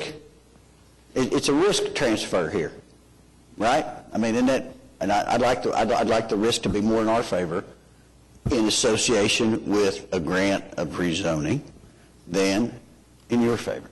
And if I may, as Kendall just pointed out, the PUD directly north and directly west has the exact same language and the exact same concept. They came with a site plan, but they have to come back and get a specific plan. There's no verbiage in these that this body passed just 5 years ago requiring them to say we won't strip it out. This is the way that the area and all PUDs has worked. This body's protected. They can come back on the specific plan, and if it's completely different than that or not appropriate, then they can turn it down at that point. But it's the exact same thing this body approved right across the street, both north and west. We have someone signed up, William and Heather Simmons. Are they here? Can't hear you. You said it's for a different case. Oh, different case, I'm sorry. 14. 13. Well, in line with Commissioner Hensley's statement, what's wrong with approving this today like it is, and if you make a significant change, the burden's on you to come back and make the change? Because there's no way of knowing when we get this zoned and Anthony starts marketing it, how a specific end user may want that building to be set up. And what will happen is, if we commit to something and a parking space looks different, or an angle on a building looks different, we're going to have to come back to this body because we're going to be held to, this is what you committed to. Do that anyway. And that's where there's protection. So what, there's no... I think they're right. It doesn't, it's regardless of whether you're changing it or we're changing it, you're going to have to come back anyway and have that discussion, right? Or wrong? I mean, we can agree that this is our intent for this development to have retail uses in a similar manner as we have laid out. The evolution of this issue began, I think, about the time that I got on the commission, when the customary your dad said, I said, and I think that Jim, you chimed in, now is this a planned unit development? Where's the plan? Because the applications at that time were a square box. A straight rezoning request, basically. Zone there, I'm going to do C3, and that's it. The evolution is the site plan issue. But the site plan requirement has to be preceded by that drawing, because it's that drawing that I'm basing my rezoning vote on. I'm not basing it on wiggle room, maybe 2, maybe 4. I'm basing it on that drawing. And when you come in with a site plan, if it's not consistent with that drawing, I vote against it. Unless you can come up with something really, really, really strong. You want me to keep on talking, or you guys want to talk? I'm sorry? I'm talking to you. And I was listening. I was trying to come to an agreement with what you're... That drawing is the basis of my vote to rezone this property. That's the basis for the site plan procedure that we have in this commission. If you come back in with something different than that, you better have really, really good reasons. And we can agree that this is our intent. That's it. And I think that, Nick, that's what this whole is. When I read this, that's what I'm basing it on, irrespective of the fact that it's probably too much commercial. But if you do those 5 little nodes, then it's probably okay. But the site plan must relate to the thing that you presented before this commission today. And I agree. And with all due respect, it's a little bit hard to reconcile that with the PUD directly north and the PUD directly west. Okay, then I'll vote no. I'm not asking you to tell you which way to vote. I'm saying we just want to be treated as... I'm just saying what I said. You heard what I said. And that's all that I'm saying. And David, I didn't vote on those. I wasn't here then. But I will say that I like what you're doing, and based on what you've shown me, I'm in agreement with what you're trying to do. I would have a real problem if you came to me later with something that looked a lot different. That had, there was a strip center or whatever we're calling this here. So I think, I understand and I agree with the logic that we're trying to protect ourselves here, that we like what you've presented, and based on what you presented, I think we all feel comfortable with the amount, acreage-wise, of commercial, but had you come in here with a strip center, we would probably not feel comfortable with that. Right. So we would probably vote a different way, if you see where I'm coming from. Absolutely, and the only concern I had was a notion that these 5 in this exact manner, in this exact roof line, this number of parking spaces, exactly. And I think we understand that. We understand that that's going to change to some degree, whether it's the number of buildings or the design of the buildings or the number of parking spots. I think everyone here would understand that. And the thing about past zoning decisions that occur over 5 and 10 and 15-year time frames is the city's evolving, we weren't calling ourselves a big league city 5 years ago. We're constantly trying to improve what we do. We've evolved our PUD processes over the last 5 years to try and obtain better design standards, better building materials, better traffic flow, pedestrian flow, all the things that now go into the specific plan that didn't exist 5 years ago. So, I mean, we're constantly evolving to try and do a better job, and in general, the development community has obviously participated and come along with us, and we appreciate that. But we don't necessarily approve a PUD today that we did 5 or 7 years ago with that language. We would do it differently today. And we are doing them all differently today. Just, I mean, we're not picking on you or Anthony here with this particular case. So with that, I'll take a motion. Yes. Well, there's another couple. We had a couple of issues. Are there sidewalks on Sarah Road and Southwest 29th? Yes. So we're going to, I'm going to make a motion that we approve this with T number 3, reflecting 3 drives on Southwest 29th and 3 drives on South Sarah Road. Right. And that we're going to have 10-foot signs, right, David? Yes, sir. Okay. And with that, I'll move for approval. Second. And we're going to get generally what we're... Oh, and, yeah, I'm sorry. And the intent of the, being the layout that we have here, yeah. Okay. So we have a motion and a second as condition. We all understand it. David? Yes, sir. Okay. Cast your votes. And you're approved. Thank you. And Mr. Bright, I wasn't trying to disrespect you. I was just trying to make sure that as you were talking, I heard you, we were going to agree with what you were saying. So I apologize if you took the that other as... thing about the access to the south. And you were going to add the other pedestrian access. Yes, that's an amendment to the motion. Yeah. Okay.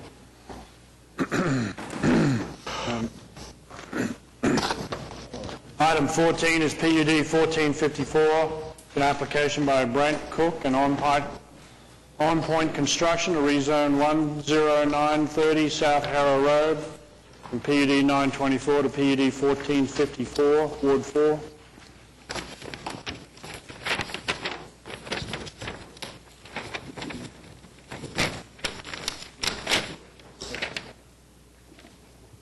Ross Morris with Morris Engineering, representing the applicant. As well, the applicant is here, Mr. Brent Cook with On Point Construction. We were deferred this item a couple months ago.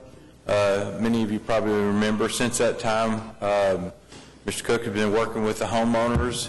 We've met with Mr. Allen and have made an effort to try to work out some of the issues on this, and hopefully we've got something that everybody can feel comfortable with at this time.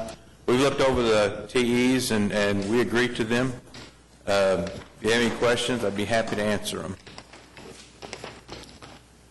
Ross, I have one question, and I don't know that you can answer it. What you're basically doing is you're creating a mining operation that's going to build a lake. When all the dirt's taken out, then you're going to develop it with houses around it. Okay? Great concept. I have no problem with that concept. What I'm concerned about is when we get all of our dirt mined, we just say, oh, we're finished, and we walk away. And we never see those houses built. How do we guarantee that future development? And I'll cite a real case that we got looked into on this deal out on Northeast 122nd Street. Developer made all kinds of wonderful, quote, promises to us, and then he took all the dirt out and walked away. And it's still there. And I swore at that time, do it to me once. Shame on me, and shame on you too, but it's sure going to be shame on me if you do it to me twice. And I know this is a different developer, and I'm totally different deal. But there's a direct parallel there. So what's our assurance that this will either be reclaimed or developed as shown in the next application we're about to see? What we've done is we've put in the PUD a 10-year period on it, in other words, to have the mining over in 10 years. Fine, in 10 years, there's a big hole in the ground, and we're done. And as well, my client has agreed that within 12 months past that period, he'll have it developed, because it's going to take time to put the roads in and all that, but he'll have it developed within 12 months. 12-month period after that has occurred. My question, Nick, would be a little bit different than that, which is, why do we want 1 acre residential out at the Shawnee city line, basically? I mean, the PUD allows 1 acre. I don't know. Well, my answer to that, and I'm not trying to argue for the applicant, is because that's where I decided I want to live, and I like this little lake, and I want to live on that little lake.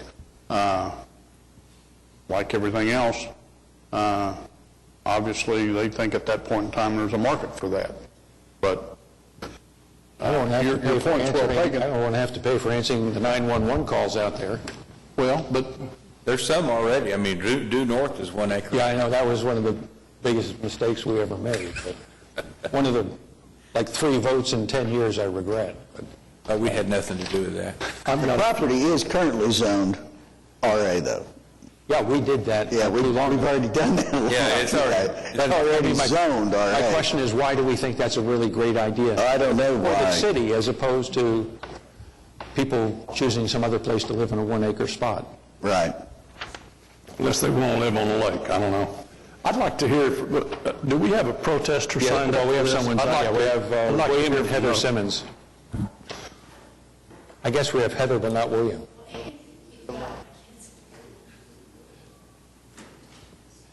If you'd pull the microphone down, Heather, and give us your name and address. My name's Heather Simmons. I live on 109th.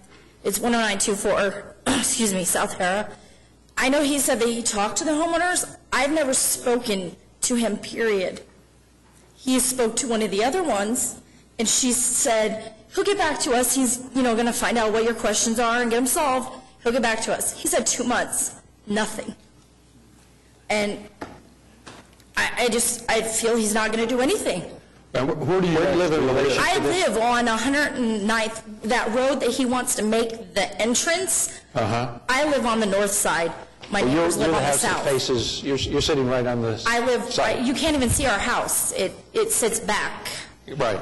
I see it depicted here. Right, yeah, that's Okay. us. All right. Give us your name, please. Brent Cook. Okay. I talked to Mrs. But not me. No, I tried to set up a meeting. Address us. Okay, I tried to set up a meeting with them, and she had showed concerns, like you wanted your driveway, the paving all the way to your driveway. Is that not correct? I could care less whether it's paved or not. Okay, what issues do you Wait a have? minute, again, both of you need to talk to us and not each other. Okay. I had correspondence with her neighbor. Okay. And she showed me, and she was basically the liaisons between everybody. We're trying to set up a meeting. They canceled the meeting, and then they hired an attorney to get clarification on what their what their obligations were. I met all those obligations, and I said, anything you need, I will fix for you, or whatever concerns you had. They had concerns with the homeowners association. They had concerns with some security gates. And I have documentation of all this through email and correspondence, and I even signed a hard copy for their attorney, and it's Don Navard. And I responded to him in writing that I would have the subdivision developed within 12 months after the mining is completed. Any concerns they have, I thought I had already addressed them. Okay, now back. Do you That's have not a- me, though. I don't have an attorney. Okay, what are your concerns? Well, it's the fact that he wants to make that the main entrance. Well, how am I going to get out? If you're going to go and bring trucks up and down that or gate it, or how am I going to get out? That's my driveway in and out. I have no other way to get in and out. Now, it is a public street, Ross, is it not? No, it's a driveway Well, right now. actually, the entrance during the mining operation will come off of 104th Street to the north. Okay. In other words, it won't pass by these two houses during the mining. When we do the development, now the development will entrance off of Harrow Road right there, and we have reserved easements on both sides of their property. When that property was sold, there was reserved easements to allow for the right-of-way through there, so the development will come through there. Will you have a north entrance out to 104th as well? We've been asked not to. I mean, we would be happy to bring a north entrance. From 104th it doesn't go through. It's actually maintained at all. There's one residence that's as far as a half mile to the east that comes in and uses that, but currently it's not open. But your mining operation would come in from Harrow Road to 104th and then south into? That's right. That's right. So it won't pass by these two houses. Now, is 104th on the portion that you would use improved? That portion, no. We're going to have to gravel it up. You're going to have to do something. What are you going to do? Put a hard surface up to our property so that we can access it. So we're going to have to actually improve 104th to a certain extent so that we can access it. So once you do that, you would be able to have a north entrance in and out of the residential area as well? We could, yes. Now, who's requested you not to do that? Well, we've been talking to staff, and because of the, we haven't got a north entrance. I can't hear you. We'd be willing to have a north entrance. We haven't been asked to put a north entrance in, but that's not something we're opposed to. There's actually two roads that go. There's 104th has one, and then a little bit further down, there's one. I gave you pictures of each one of them the last time. They just made a road back that goes, and it goes way back. You can't even see how far back it goes, and they put a gate up. And then that's all they've ever done. And I've lived there 3 years, and that's all they've ever done. They've never done anything. Is that the line that runs parallel? Well, somebody just took the screen away. 104th, you can, right now, is where they've got a way, they've gated off that they can go back to do whatever back there. And then if you go the other direction, if you go right, there's an actual road. Left is where they've got it gated up, and they've got a dirt path all the way back. And then a little bit further down is another gate that they can get up there. And I've seen them get up there because the other day there was a man pulling a boat back there. So I've seen him go back there. Okay.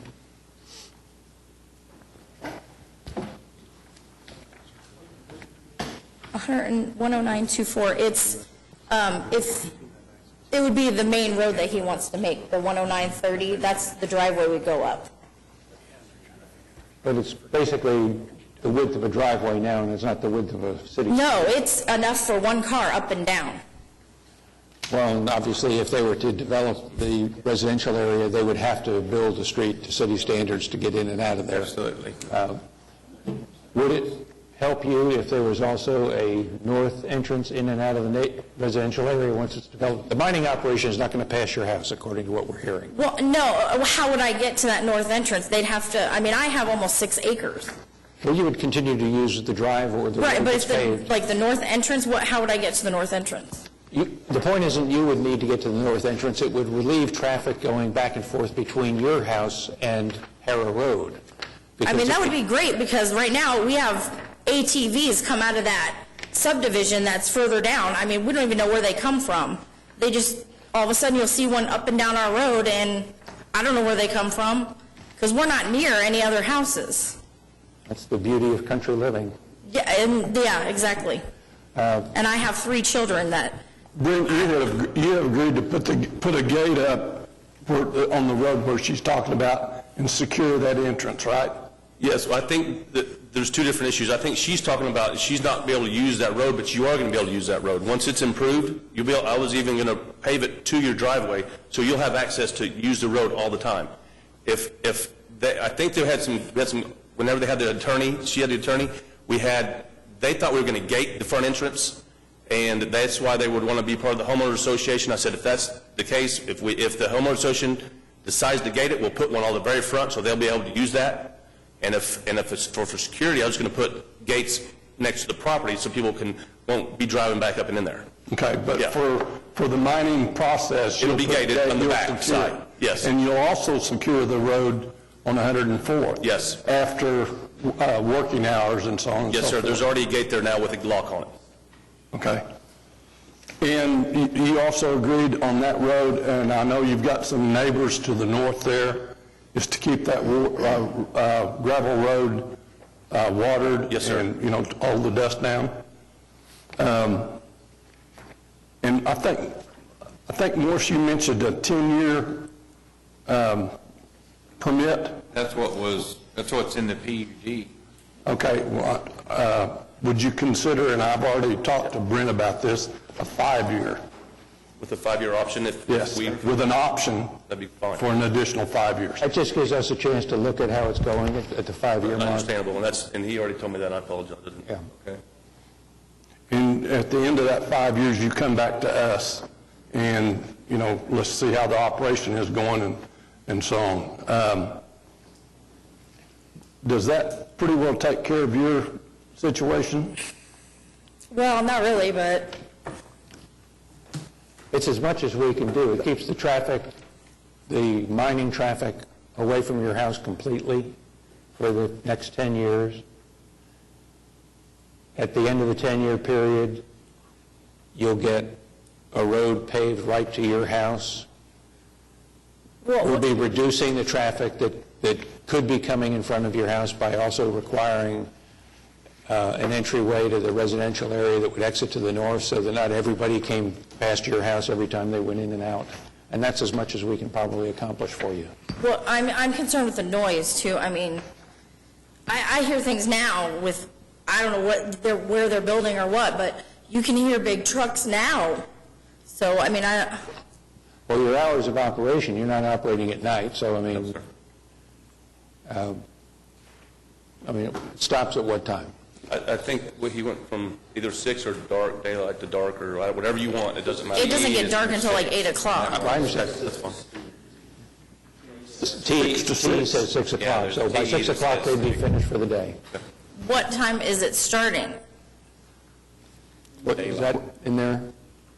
What time do you want it to start? Well, I mean, right now my kids are on summer break, but after that, I have to have them to school by 8 o'clock, so. Say 8 to 6, would you agree to that? What time do you wake up? They wake up? I wake up my kids and leave the house by 7:30 because it takes us 15 minutes to get there. Okay, 7 to 6, would that be acceptable? I mean, as long, I just don't want a ton of dust and everything, but if that's, I mean, They're going to have to water down. Yeah, they're going to have it's to water. dusty enough as it is, I don't. Well, yeah. And I will watch it. Believe me, I will watch it, okay? And this is, if for some reason they're not complying, we will get both of them back up here some way or another. I don't know how we're going to do that, but anyway, but I will watch it. I live out that way, so. Well, yeah, I mean, you probably do, if you drive down Harrow Road, you've seen that area that's been there and had nothing done for. I understand. I've been down. I mean, I don't know how long it was there before I moved in, but I've been there 3 years and it's nothing but grass and a hole. Okay. I've got a couple more questions. I see a 55-foot depth, and then I'm looking here and I see a 6-foot depth. No, what's the depth of the? The depth is really to be determined. It's not going to go over 55 because there's a sandstone down there, and it can only go so far deep, and when you hit the sandstone, it's going to stop. You got to stop. I mean, otherwise. What am I looking at on Exhibit D then?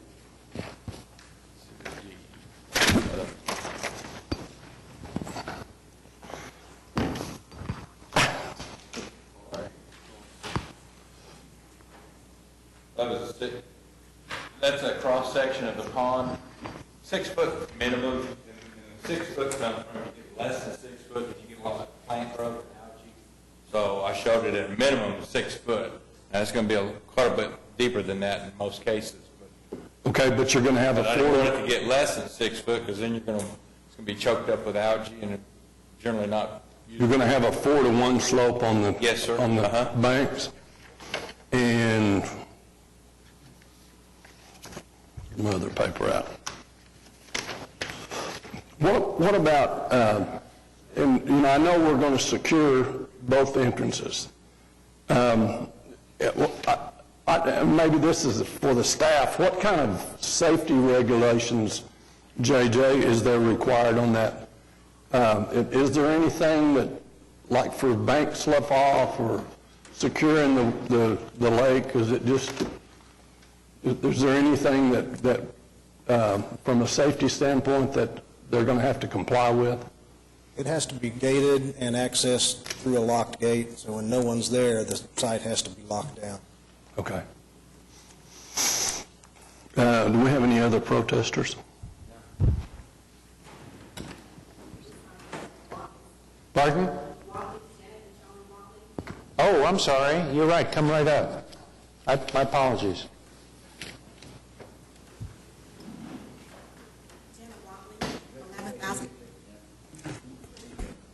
Janet Watley, 11,000 South Harrow Road. Mr. Cook did ask me to talk to all the neighbors about getting together. I emailed Ms. Simmons as well and asked them to respond within 2 weeks. They did not respond. We wanted to get all the concerns together into one email to send to him. Okay? And we were going to set up a meeting based on all the concerns. I emailed those concerns to Mr. Cook, and he did respond to those concerns. Okay. I responded again to him because I didn't like some of the answers. For instance, one about the road, but I think we finally come to an agreement on the road. The road that Ms. Simmons is talking about is the road between their home and our home. It's gravel right now, but he has agreed to maintain that road all the way to their home. Our home is first and their home is next. My concern is that he does not want to maintain the road if this is not approved, but we brought into the development, so it should be maintained regardless, because right now sometimes the roads get unserviceable. So that was our main concern, was the road, because the other issues were already addressed in the staff report, as far as I can see. And so that was my only concern that we have that has not been addressed. And was your property bought from Mr. Cook? Yes, it was. Okay, thank you. 2006. We're the first homeowners out there. How's living in the country? I've gotten used to it.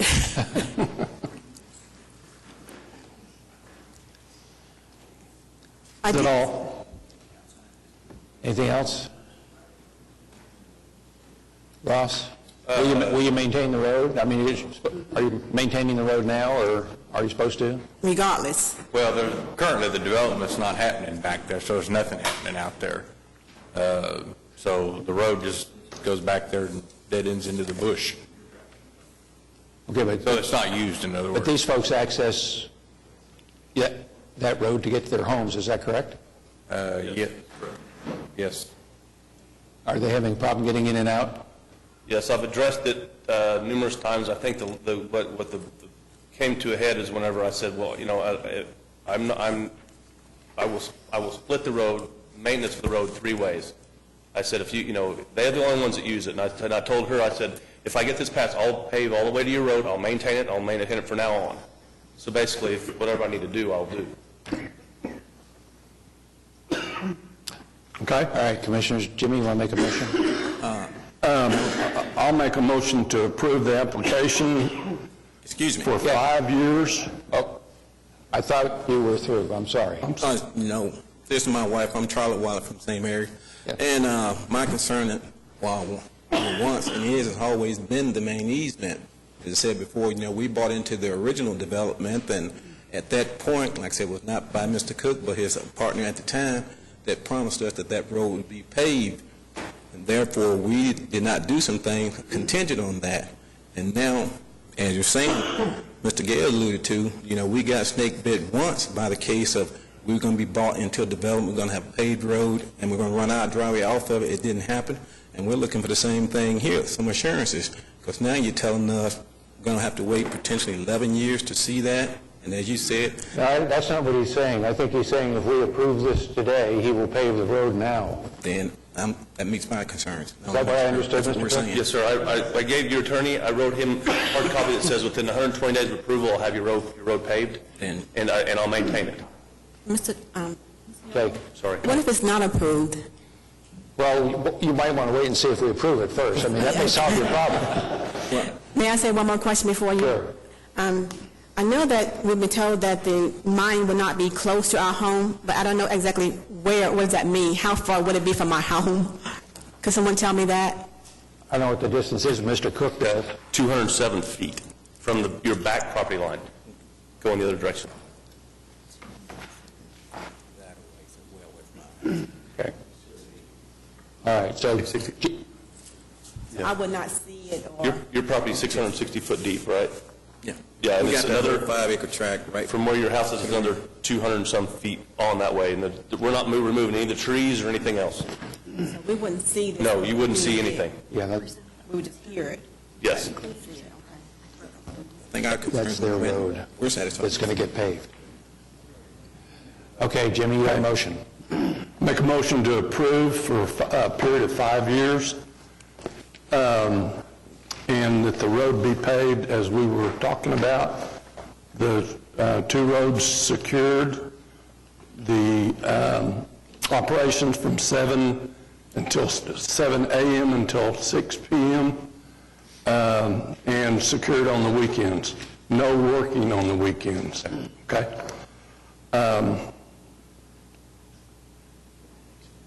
That's my motion. I guess that's it. I covered everything, I think. We have a motion and a second. But about your concern about where the mining operations are going, how far are they away from your house? Shouldn't that be incorporated in that too? The 270 feet away? Well, it's going to be according to what the PUD says, yes. Okay, cast your votes. And it is approved. James, you didn't vote? You did vote, okay. Unanimous. It's approved. And you'll get your road. Thank you. Item 15 is a preliminary plat of the same property, C6337. We did take Buck's light off. He's 3. I think the only thing on that I'd like to see is make sure that when we redesign the plat, is to have a road out to on 104th. 104th? Uh-huh. Okay. Okay? And if there's not any other questions, then I'll make a motion to approve. Jim, if the road goes to 104th, which I agree it should, then I think we can, what we probably need to do is alter TE3. TE3 is granting a variance because they have too many lots with one entrance. Okay? So if we change TE3... We can delete TE3 and require a north entrance? Well, just make change TE3 from the variance to requiring the second entrance to the north. Okay. Okay. And with that, I'd second that. Are you good with that, Ross? Yes, sir. Okay, we have a motion and a second to approve item 15, deleting TE3 and adding a north entrance. Cast your votes. Okay. And that's approved. Thank you. Item 16 is PC 10303, an application by Makuni Properties to rezone 13,600 North Mustang from AA Agricultural to R1 Single Family in Ward 1. John, I'm going to step out. Okay. Jerry Scott, Northwest Oklahoma City, just north of this proposed rezoning. I've got some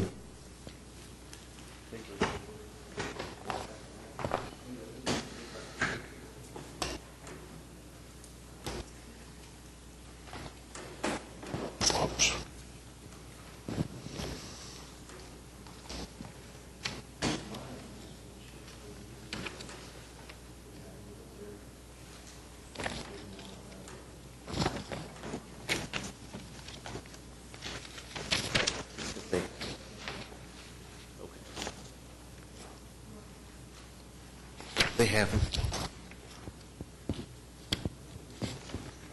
Mr. Scott, what size lots are you proposing here? Well, as you can see from my freehand, I'm guessing that east half of the creek line is maybe 120 acres, 150 acres of the 240, and about 60 to 80 lots, maybe 65, 70. So they would be... So these would be larger than your average R1 lot by a decent amount, it looks like. Yes. I guess, larger than the minimum. I think, I don't know what the minimum lot requirement for R1 is, but it's R1 is very small. 6,000 square feet, but Yeah. it looks like you're building what I would call estate lots, more or less. Very nice lots, yes. I just have two interested. I'd like it to be a gated community. There's 3 communities I've looked at that have 2 entrances that are gated. One North Penn, there's Mulholland, and there's, I believe, a Rose Creek, I believe, has 2 entrances, and Gaillardia, and they have 2 entrances. And for a gated community, I think that's more desirable. Now, there is quite a bit of flood. If you notice the flood zone on that creek line, which couldn't be built on, and the sewer that runs through there has a 100-foot wide easement. So we couldn't build on that. And then right along the Mustang Road border, there is a 16-inch water line on me and an 8-inch water line. But I can't see the easement. They didn't put the easement drawing on there. So the amount of homes that could be put between Mustang and that creek line is fairly limited. But if we can get it zoned R1, then I can go to the engineering company and see what they can do with it. Okay. On that west side. Mr. Scott, I liked your drawing here. I don't have any problem with that. Thank you. The difficulty I'm having is you're asking for straight R1 zoning. You're not putting this in a R1 PUD. Therefore, with that zoning, a subsequent owner could come along here and take a cookie cutter and slam in 6,000 square foot lots, just one on top of another one, in all the buildable space. And I'm not certain that would be appropriate. So are you opposed to putting this in a PUD with this type of a diagram to say this is what basically is going to be built? The PUD acronym, I'm not exactly sure. PUD stands for Plan Unit Development, and basically what you do there is it would be under the R1 guidelines, but you would specify your lot sizes as a minimum of, and you'd have to, look at these and see what you're building, but these look to be probably 10,000 square foot lots or better to me, but I don't know. I'm just... Well, I've lived in Piedmont for 40 years. I live just a mile north of here. The first house north, that's Memorial Road there on the top. It says it there. There's one house right across the street there, just sold for $2.8 million. Nice 5,000 square foot, nice place. I live a mile north of that in a 160-acre development. All the homes in there are $300,000 to $500,000 homes. It's a nice... I understand, but if we zone this straight R1 and you don't develop it, you sell it to me or someone else, with that zoning in place, we can come make a little bitty cookie cutter development. You could do what these people are doing to the west of me, which is appalling. They've got $100,000 homes going. And that's I don't think that's necessarily what you want. I don't think that's what your neighbors want. And I suspect it's not what this commission wants.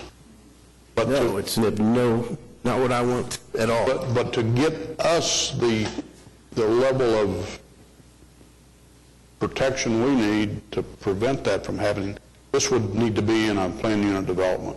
I would have liked to have got with, I can't remember the name of the companies. It's about a $70,000, $80,000 expense to come up with the site plan with all everything, the water, the drainage, everything you need. I didn't think that it would be wise for me to do that prior to getting it rezoned. I understand, and I'm not an engineer, so I can't tell you what's involved cost-wise. I'm not certain you have to go to that degree to get it zoned as an R1 PUD by putting some design guidelines in that PUD. That would be something I would suggest you sit down and talk with staff about and see what you could come up with. I'm just leery of straight zoning for the reasons stated. Yeah, if your goal, Mr. Scott, is to have a gated community, I mean, you have something in mind what you'd like to see this piece of property be when it's finished. And if you want the urban upscale residential development that you've got in mind, and you want to have private streets and you want to gate the area, a PUD document could accomplish that without, I think, a whole lot of engineering involvement. JJ, am I right? I mean, I don't think you need to put your roads in and everything right away. Just get a pretty accurate description of what you want this to be. Okay, how about this? Since your concern is a bad guy gets a hold of this property and goes minimum worst case scenario with this development similar to the one across the street, can you put some requirement, or I say some requirements, some a stipulation on the approval for R1 that you can't do that on this piece of property? I don't believe we can't do that. R1 is established by ordinance. We can't change R1 except with a planned unit development. And the PUD allows you to do exactly what you just said, to put the stipulations and the criteria for design. It's more of a written document for the zoning purpose, so you might just get with the engineer and the staff just to talk about just developing the zoning portion of the PUD. Terry, you're shaking your head. You want to say something? You want to help us out here, or do you just want to shake your head?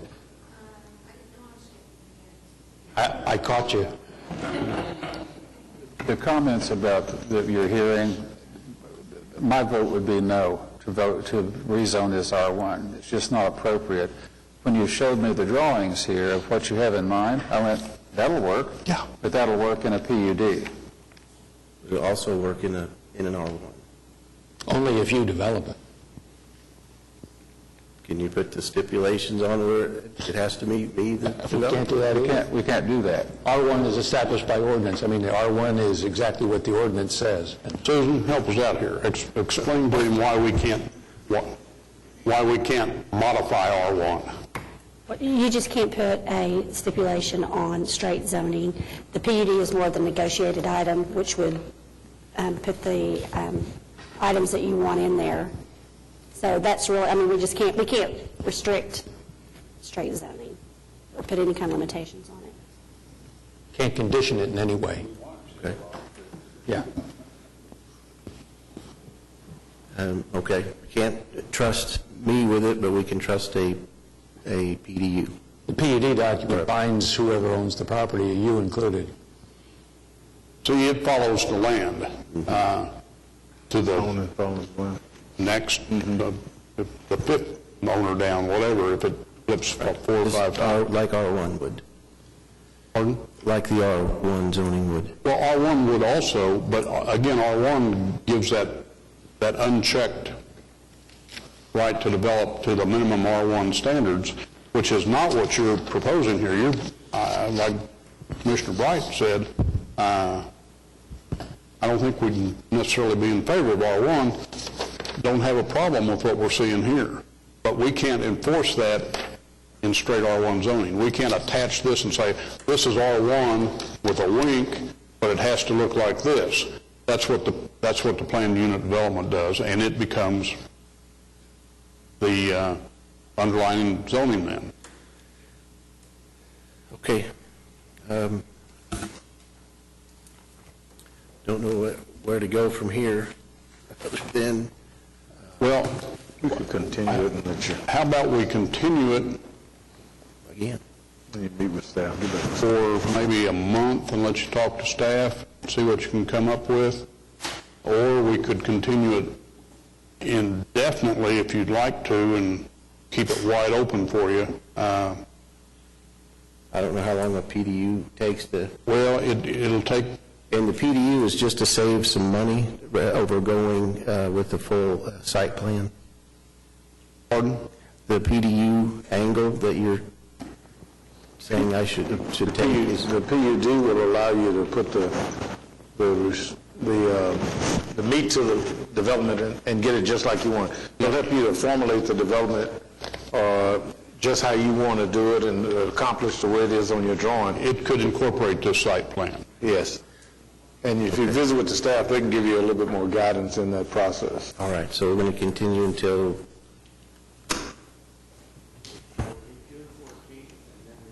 July 10th, is that right? Have I got the dates right? July 12th? Why don't we do July 12th, and if we need to continue it again, we will. Okay. We'll keep it running for you until you figure out what you want to do. Okay, thank you. You want to talk to Russell here and to JJ and just do a blank. Terry, okay. A motion that we continue this item to July 12th. Second. Cast your votes, and that's approved.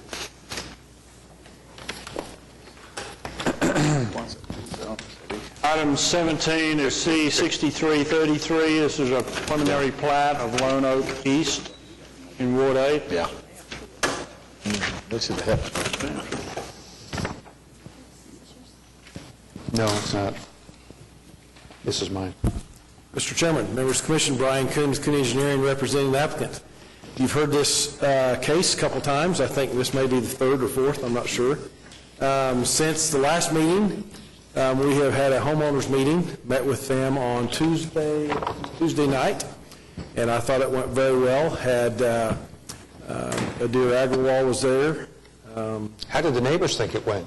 I think it was a good meeting. I mean, there wasn't any yelling and pushing and shoving, and I think it was a good discussion, actually, and it wasn't. I don't think there was anything heated with it, so I think it was a good meeting. Susan Miller was there, Ken Bryan was there, Sarah Welch was there, Stuart Chai was there, as well as the engineer that they had hired, D.W. Converse was there. And how I explained to them, the same thing I explained to you, that with flood studies, there's rules that we have to follow.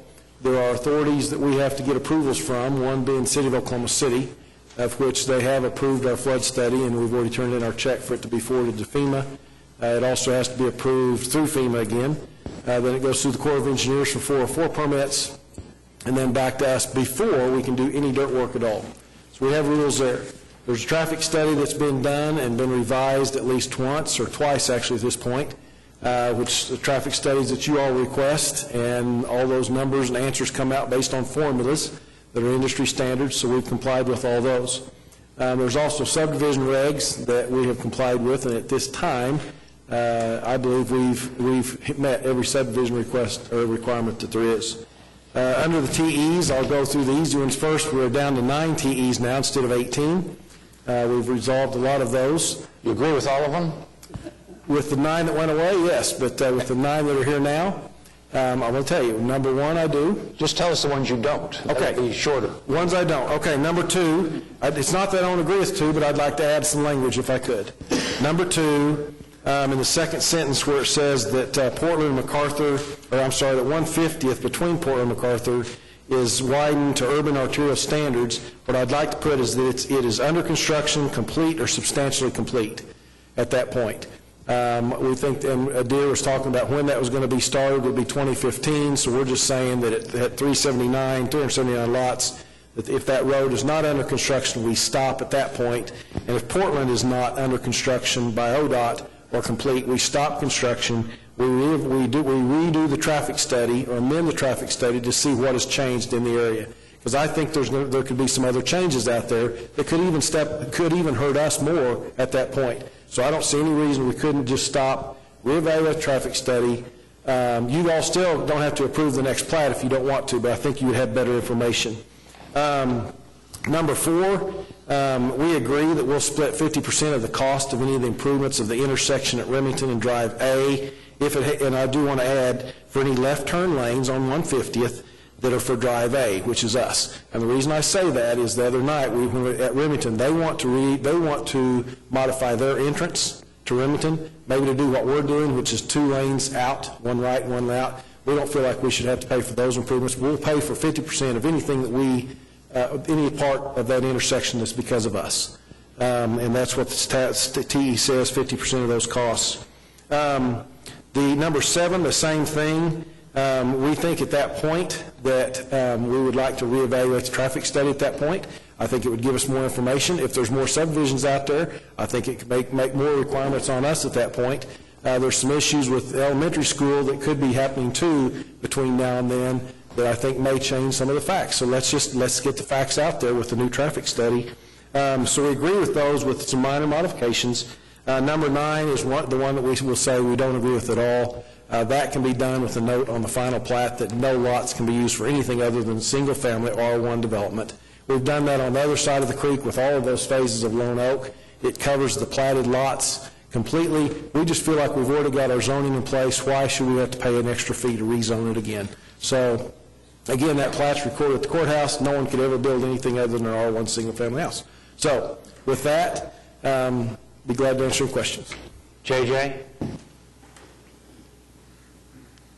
Are you okay with changes that Brian just outlined, particularly TE7 and TE2, A and B? I think we're more comfortable with a definite time, the number of lots, rather than just taking another look at the traffic study. But Stuart may want to address that. And then on TE9, we've consistently asked that PUDs being developed for residential, it should be zoned residential rather than industrial or multifamily like this one. But the Commission's chosen to go both ways on that. All the plats to the east, to the west have been done that in this method of putting a note on the final plat. So it can be done either way. We just don't feel like we should have to bear the cost of rezoning again when we've already rezoned it. Dick? We do have someone signed up. Well, Mr. Chairman, if our traffic staff can live with Brian's revisions on TE2, I'm okay with those.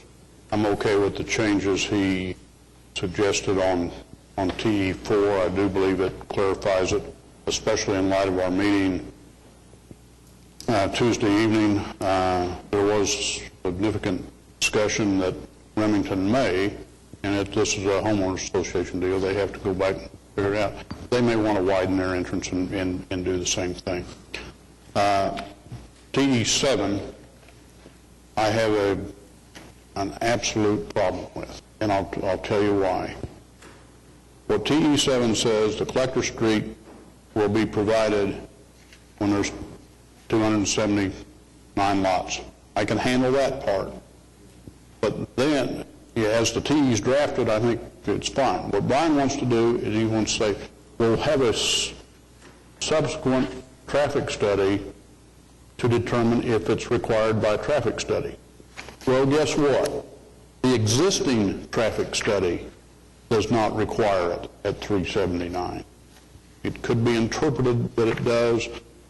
reading one part, it could be interpreted that it's 562 lots. But in all probability, what's going to happen is we're going to have improvements by that time completed on 150th. We'll have those improvements completed on Portland or Highway 74, and a traffic study at that time, I would expect, would raise the number rather than lower it. So this is no type of a commitment to build that road. And why I say that's significant is that road to the north, we're going to have 379 houses in there. These lots are being marketed as being in a, quote, Deer Creek schools, which is very attractive. Where do those children go? They go to school up on 164th. Without that road, they have to come back down south to 150th, go across 150th, and all the way back up through the Lone Oak neighborhood. I understand, certainly when the development is done for the land up north, the road will be built. But I think TE7 should remain intact the way it is. Okay. Stuart, do you have anything to add? No, I was about to say, the way the subdivision regs are written, there's not a necessary absolute requirement to put in that extra road, or that other road that goes out onto 164th Street. However, because it's not driven necessarily by the trips generated within the addition, but having extra connectivity to the surrounding arterial system is always a good idea, because, roads are constantly under construction, and so it always makes sense to provide for better access. And like you said, alluded to with Deer Creek Elementary School being on 164th Street, that'll probably be a commonly used route for trips, both to and from school. I know we've been out there and we've looked at some of the traffic flow around Deer Creek Elementary, and right now it is rather challenging because with 164th Street just being a two-lane road right now, it has a tendency to back up because parents will overflow that parking lot and they'll spill back out onto 164th, and it forces people to drive probably in manners in which they should to get around that temporary blockage. But yeah, it would be beneficial to this addition for that access point onto 164th Street to be built as part of it. Okay. Brian? We would like to agree to number 7 based on our recommendation that you all asked for traffic studies. We're just saying we'll do it again at that point. If you don't like the answer, we say, okay, we don't go forward at that point. We felt like we've met all the subdivision regs. Stuart, right now, under the existing traffic study, is that road required? Well, under the okay. No, it's not, is it? No, it is not. Do you anticipate that road will be required on a new traffic study when 379 homes are built? I wouldn't anticipate so, no. No. And yet they say, when we first heard this application, when it first came to us, we said there's no way to get to 164th. They immediately came back, allegedly in good faith, and drew a road up there. That's not true. Brian, let me finish. The road was there for that day one. One at a time. The first time we saw this, that road was not there. That's not true. We then asked, what about it? The road appeared, and it appeared not to be included in the PUD. I think it is this one. We asked that land around that road be included in the PUD, and said, no, we just want to include the road in the PUD. To me, I'm sorry, TE7 is appropriate. Without it, I can't support the application. With it, I can support the application. May I respond? The original preliminary plat, and I think they will concur, had the road going to the north. It was in an easement that was shown on the preliminary plat. That road has been there from day one. They asked us to include it in the legal description, and we did. That road has always been planned. We've already designed the channel that will build the bridge under that road when it goes north. So that road was there from day one. It may not have shown up because it wasn't in the legal description, but it was always in an easement going to the north. Then build it and they will come. I got a question. I'm looking at the flood map, I assume that's what it is, well, it doesn't have a page number. And then I'm looking at the next plat, which shows an additional couple hundred lots up on the north end. But it appears to me that a lot of that is in the floodplain. A lot of the western side of this is in a flood zone now. We have done a flood study that has been submitted to the city. It's been revised and back to the city twice. That has been approved by your staff for us to reclaim that land that's in the flood zone. It's a really flat area through there on the west side, on the east side of the creek. That flood study has to go, like I said, through your staff first, then it's submitted to FEMA, and it's on its way to FEMA now. So yeah, we're reclaiming flood zone. We do that all over town. We did that for Gaillardia. Remington was done the same way, where some of these people live. The people that live in Lone Oak on the west side of the creek, same thing was done over there. Not as much on the west side because it wasn't as flat. But this area, this is really flat through there. And I think you're going to hear when a lot of water comes through there, there's a lot of water sitting in that area, flowing very slowly because it is so flat. We're going to fill, we're going to reclaim that, but again, we have rules we have to play by with FEMA, and it will be removed from the flood zone. Okay. The next question is, why not take the road out at the very top or the north to 164th, rather than taking it a half a mile around the other way? We tried that. The problem is 164th is underneath the 100-year flood zone, and we can't change that. If 164th is ever widened, I would imagine that the city would raise that roadway, and you bet we'd take that road out when we get to that point. You bet. We tried it, but again, it's too low. Why can't you take it out at an angle to the point where you're taking it out now? Well, if you see, there's two creeks that go through there, so we'd still end up having to cross that creek and go out to get to 164th. Looks to me like you're crossing it several times the way it is. We're just going to cross it once. The way it's naturally in there, it shows several times. We're going to redo that channel, which is part of our plans, and so we'll cross that creek one time. Oh, you're going to redo the... Yes, okay. We're going to channelize that, which is also part of the flood study. But it still looks like to me more economical if you'd come up from the north and go out. We've tried. We still have to go way over to there, and we feel like it would get more traffic out if we go this way.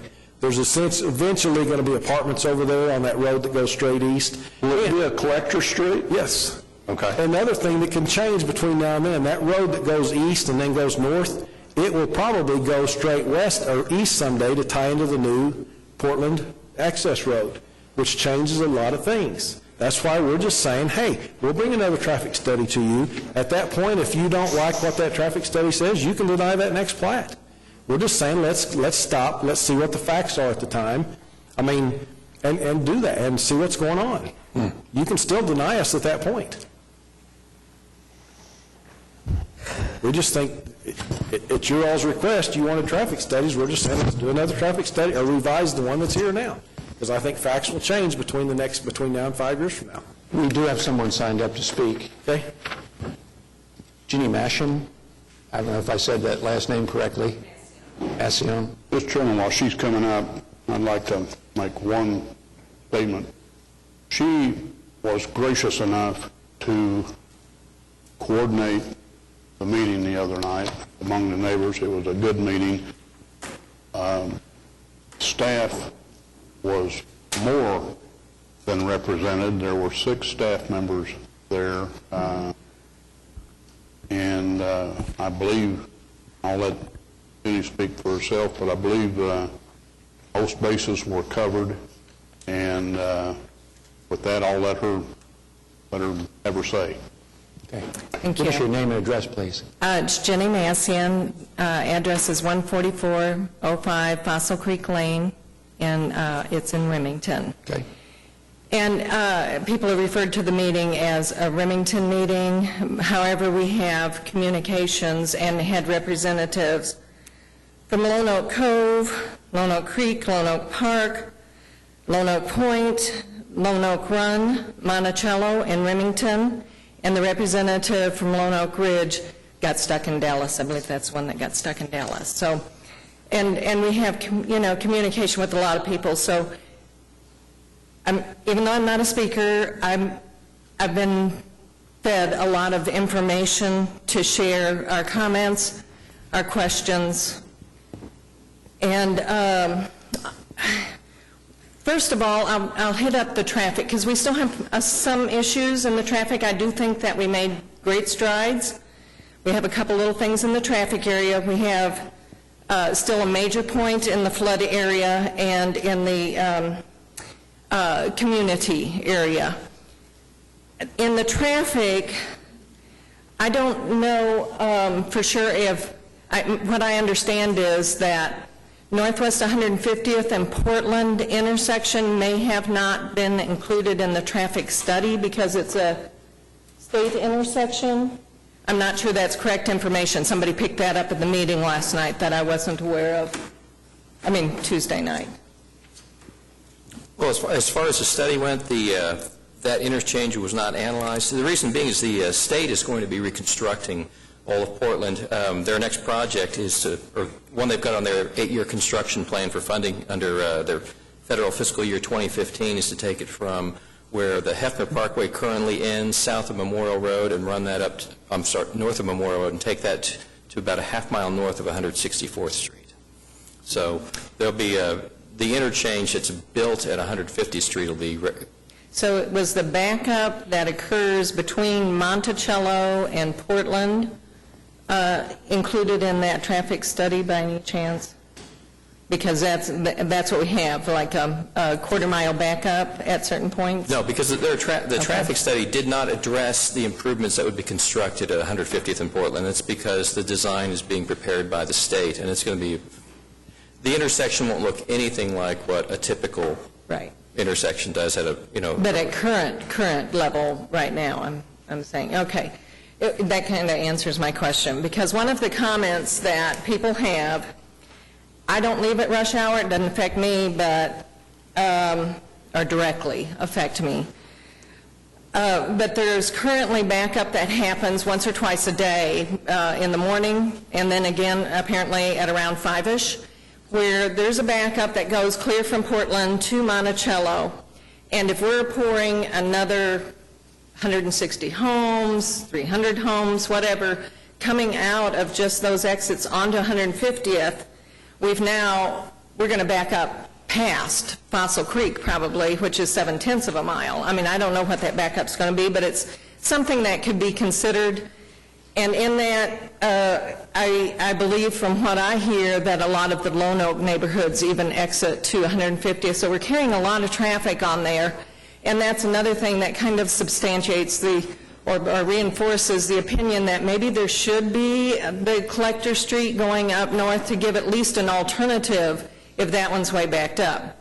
So that's a thought. Now, we know that traffic will iron out at some time. When everything's widened, it will iron out. What we're going to go through in the meantime, we don't know.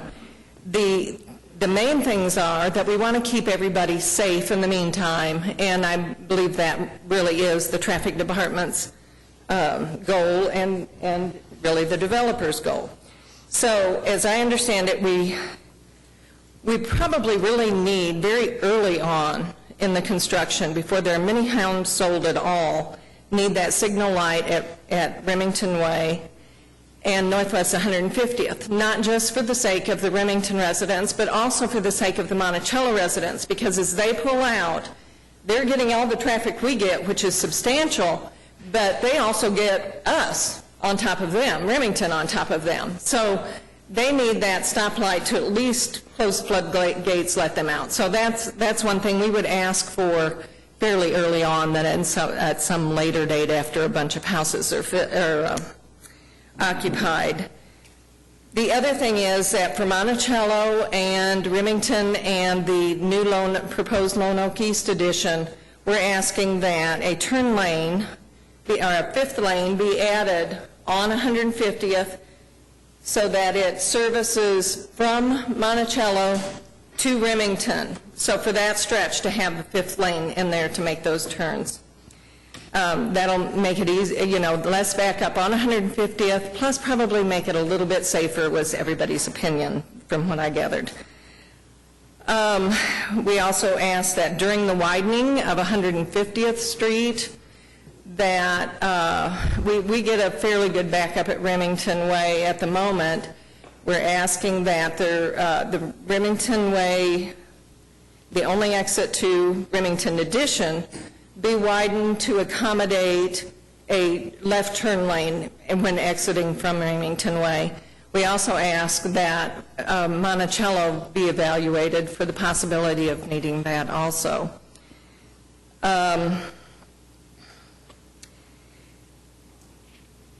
Also, during all these processes, to at least keep in mind of checking signalization, the need of signalization at Monticello, as the need arises.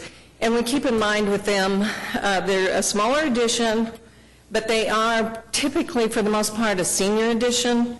So, they're coming out with a little bit slower reaction. So we really, don't want them at any unnecessary risks if they can be avoided. So the Collector Street, we really do want that early on. We think that could help.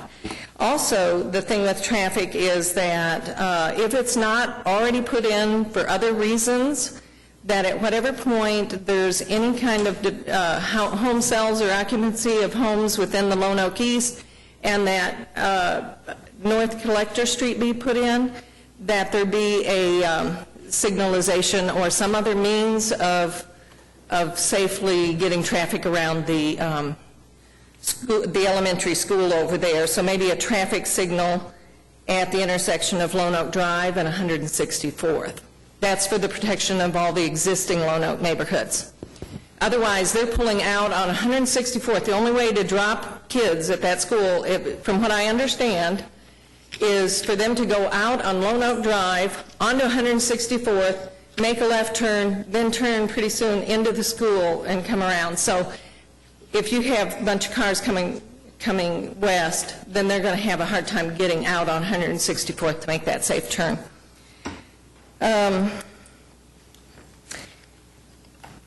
The floodway, really the ultimate thing I keep hearing is, what are we doing putting cars in there before the construction of widening is done? Because not only are we going to have the backup on the current two-lane as it is, but chances are it's going to get worse during the construction. So yes, that's temporary, but it's going to be a pretty miserable temporary. So I don't know what the answer is to that. Maybe better accommodations during the construction than average. I don't know.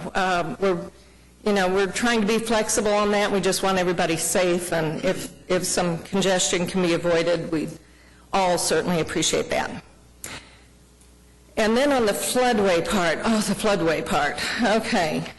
Engineers have looked at that and said, numbers work, it works, you're going to be okay. And that may be so. I don't know my numbers. I don't know anything about floods or any of the engineering that goes in it. This is one of the points I'm concerned about on here that comes out, and you can see how far this, not floodplain, floodway is narrowed. It's, and maybe the numbers are going to work by deepening and adding things and taking away the natural part and putting, revising it, channeling, whatever they're doing to it. The numbers may be working, but I am told also with that, if and only if maintenance is kept up. At this time, it's my understanding, I've tried to do some checking, but all these things take a lot of time, hold and different contacts. But at this time, apparently, there's not a wonderful means of regulating that maintenance. There's no city ordinances that make it happen. If we get close to flooding, and I don't even know what close is, we can call the city and it will be fixed. DARE has assured us that it would be fixed, but we don't want to get flooded when we shouldn't be flooded. And and have to wait, and is somebody going to get us when it gets close? Are they going to get out there? When we see flood waters go down the floodway now, the 100-year floodplain, it carries trees. It carries major things, and now we're talking narrower passageways. To me, that sounds like a potential dam. I could be wrong. Also, if you're deepening any waterways, they're at the level they are now, I would assume, as a layman, because the sediment kind of does its own thing. when you start messing with the depth of them, I would assume if you make an area deeper, that at some point sediment's going to come there and land in the low spot. Could be wrong, but these are my concerns, and those aren't going to go away with pieces of paper. I mean, maybe it wasn't in Oklahoma City, but one of the people involved related a story of their family who had never, ever been flooded, and there were floodway changes approved by Corps of Engineer and FEMA, and their house was flooded 2 times after that within the next couple years. So numbers, you can have problems, and yes, I do believe Oklahoma City is more conservative, but if we don't have that ordinance in place, I can tell you I'm nervous about what that's going to do. And the changes that were made in Gaillardia not too long ago in the floodway, maybe it was waterfall changes, but our flood heights increased, almost immediately in the rainfalls after that. So whether those two things were connected or not. And there's comments about the floodway being built in Remington. Well, yes, our home is on what used to be in a floodway. And I can tell you that even though we have benefited, we have a beautiful, beautiful view from our yard. I didn't do that, and I wouldn't have done that. I would not have changed that floodway and taken that floodway out of what I think is some of our city's beautiful areas, and the naturalness and the wildlife we have going back there, and I'm sure we have changed it. It's probably cut down. We connect to Martin Park. And so, we get the deer, the albino deer, the turkey, all the wonderful coyotes, all of it.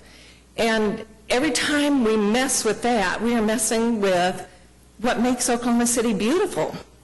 And I have a concern with the neighborhood, to me, and we are, again, not opposed to the neighborhood going in. We're not opposed, definitely, to R1. But just in an aesthetic point of view, for the sake of our city and improving our city, because I think we're making wonderful strides where people like to come visit our city, and I'm proud to say we're from Oklahoma City because we're making such great strides, and now it's not a place to pass through, it's becoming a place to stop. So I think that our community and our developers and all of us need to try to do our best to make our city the most beautiful place we can. And my personal opinion, and I know there's probably not regulation to go with this, but anytime a development is passed through with this many condensed houses, and particularly with so many small lots, that not only, even if you weren't changing the floodway, we've now got a beehive style neighborhood with no really aesthetic virtues to it. There's nothing built in at the entry or inside of it. There are 2 areas, but they're over by the floodway, which is beautiful anyway. But you've got a lot of homes in here with no aesthetics to it. And, maybe I pay too much attention to that kind of thing, but it just seems like it's not taking our city positive places. And I would like to, I've worked at least somehow with a piece of the city planning, and I've asked, if you don't mind, for a planning member to also make a couple comments on it. But that's pretty, we have so many complaints with this, and yet we're for that neighborhood. So I don't mean to sound like we aren't. We just need some things resolved, I feel like, for all of our benefits. Sarah was at the meeting the other night, and we realized that this was rezoned in '99, so that preceded the sector plan and the comp plan amendment that we did in 2000. But we had some other comments from a planning perspective. Yep, Sarah Welch, Planning Department. You won't see any comments in your staff report from planning because we don't review preliminary plats. Our review against the comp plan comes in at the rezoning. So like what Russell said, this rezoning took place in 1999. It wasn't approved using the comp plan that you're even used to right now. And at the last Planning Commission meeting, there was a question about whether or not it conformed with the Northwest Sector Plan that was approved in '09. So I just wanted to address that piece. Obviously, if this were to come in today, if we were to review plats, which I'm not saying that we don't think that we should, or if it came in for rezoning, our comments, keep in mind that we would work closely with Brian and the applicant, and this may not be the final product that came through, because, you know, we'd work closely, but our comments would most likely be that, you know, development in the floodplain is discouraged. Not only is it discouraged, but we recommend leaving it in its natural condition, because there are applications that come in and build themselves out of the floodplain, so they're no longer subject to that requirement. So we'd probably have some comments about connectivity. I'm not going to get into everything that you're talking about with where the road should go, but in general, we prefer neighborhoods that would have multiple access points and be able to access different uses using different modes. So not just the vehicle.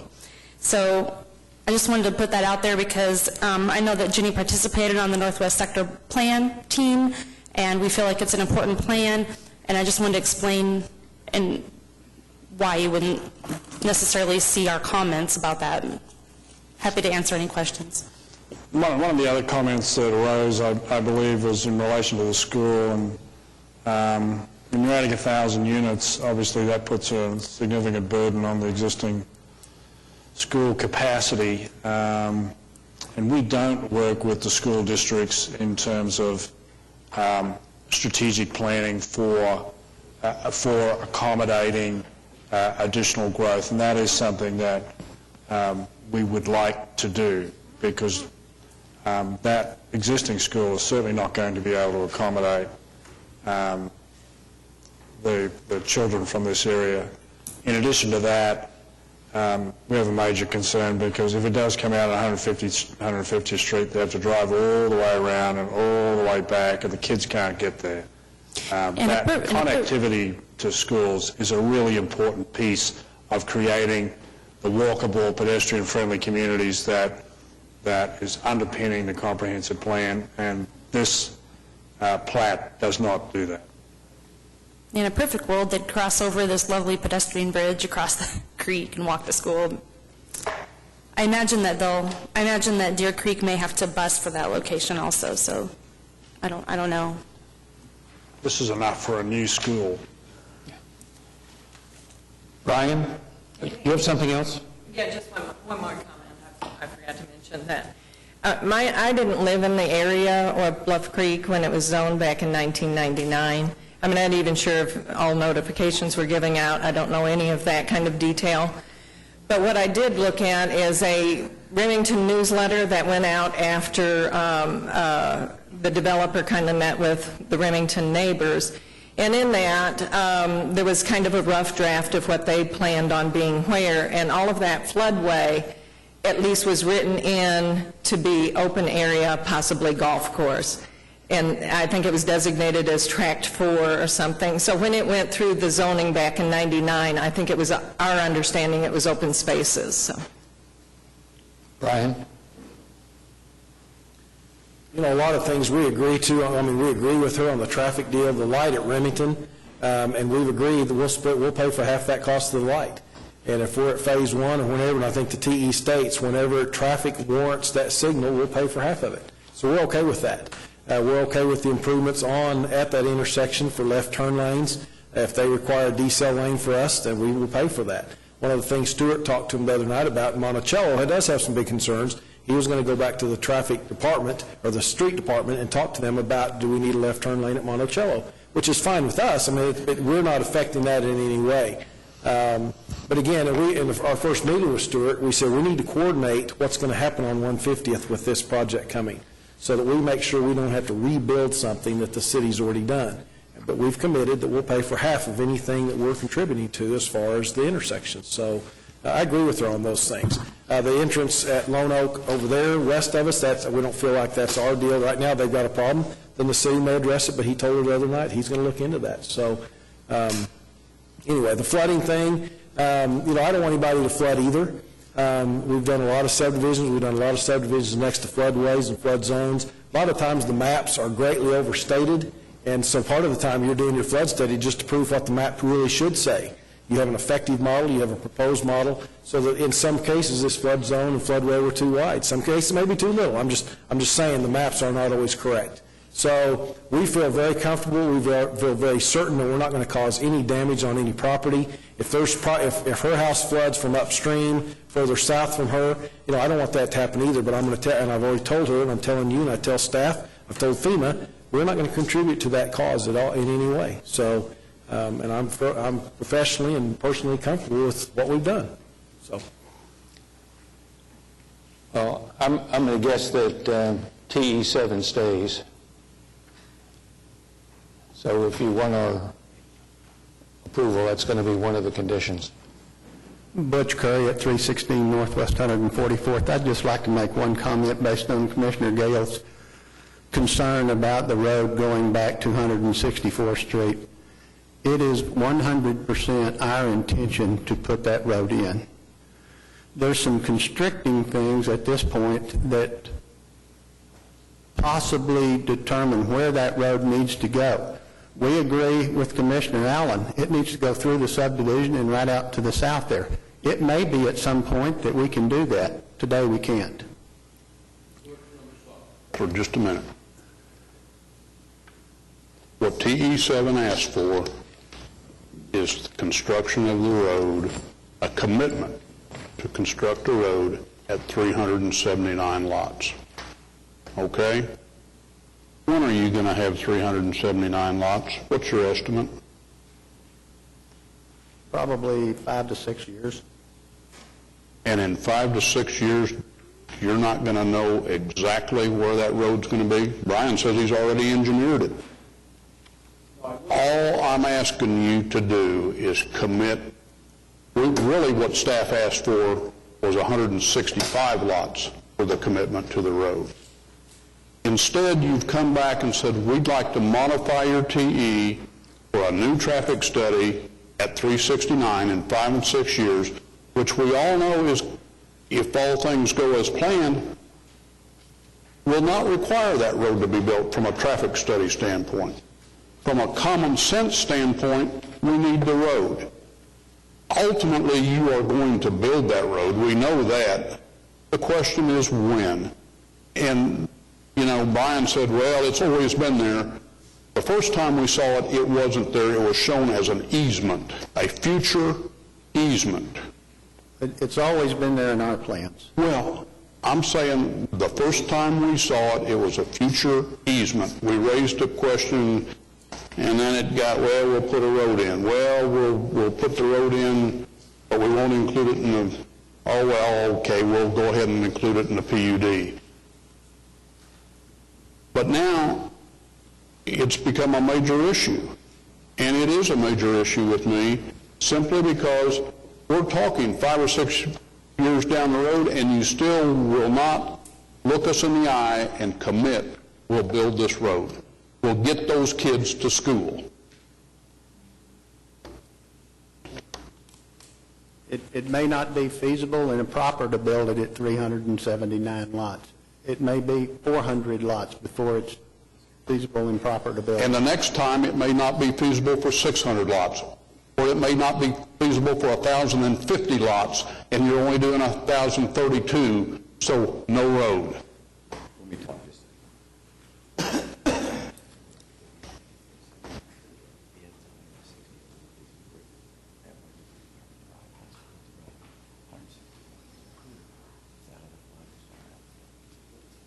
Okay, I'm Tim Smith, one of the developers, and I think our concern with the road at 379 lots is, as Butch said, possibly we're not sure where that road needs to go. So let me finish. We will commit, we're willing to commit at 379 lots if Northwest 164th is improved at that point in time. If 164th is improved, then that gives us the ability, if the city brings that out of the flood, as Brian says, and Northwest 164th is improved, then we have the option to take this possibly out the end of the subdivision, as Commissioner Allen said, and we can determine a little better where that road needs to go. So we're willing to do it at 379 lots if Northwest 164th is improved so we can have the best use of where that road needs to go to accommodate our lots. We realize we need that road in there at some point in time to give us more access. That way, we have an option to put the road where it has the highest and best use rather than just have to go put this road in wherever it has to go based on being able to continue our development. Tim, there was one too many ifs in there. If the city improves 164th by then, in 5 years, we know the city's not going to improve 164th. We have our CIP in place. We have our bond issue funds in place. 164th is not on it. That's point one. Point two, 164th happens to be the dividing line between the city and the county. I don't even know if and when that road is improved, whether the city will do it, the county will do it, or it will be a joint deal. My suspicion is it may be a joint deal. My point is, if you're right on your 379 and it's 5 years, your if is a no, because that won't be done in 5 years. Well, our intention is not to say no. Our intention is to be able to put the road where it can be used the best. That's our intention.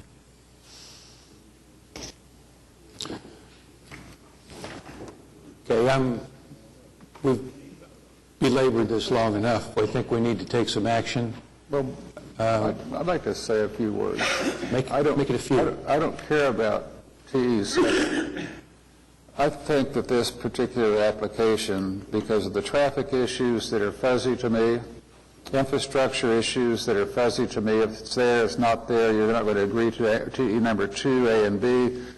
I mean, the way it's put together, the density, I think is way too dense. The protester that she just spoke about, traffic backing up, et cetera, and then particularly the connectivity issue, the way the subdivision is designed to give access to things where you would want people to walk to or to drive to easily.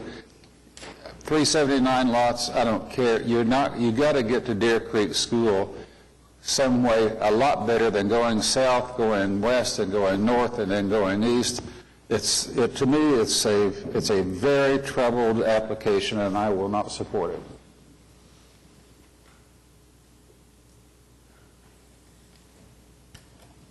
Mike? Just briefly, because the property is, if I'm reading my staff report right, is currently zoned R1. That's what it says right here. It says it's zoned I1 or R1/vacant. Am I right? So they can build 6,000 square foot lots already on the property. Am I right? I mean, am I missing something? Mike, we're not rezoning it. It's zoned. We're talking about a plat. Okay. Now, that said, I mean, to an extent, I think it's a very dense neighborhood, but I think some of the challenges that face this area are not Butch and Tim's fault. They're not our fault. It's because it's in a huge state of development and flux, primarily from traffic and roads, because we've all sat here for years and said Portland's going to be developed. Portland's going to be developed. It's a beautiful road out at Waterloo. But the part that we've always talked about is not yet. So as a developer, how do you act?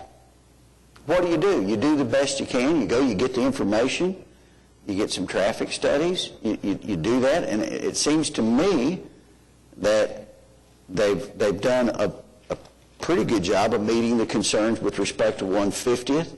I don't blame anybody for not wanting to mess with 150th in Portland right now. I mean, I get it. That intersection is a mess, but we can't fix it. They can't fix it. The folks that in Remington, et cetera, can't fix it, but yet we have I-1 development, and we're waiting for somebody else to kind of kind of step up and hit the bid.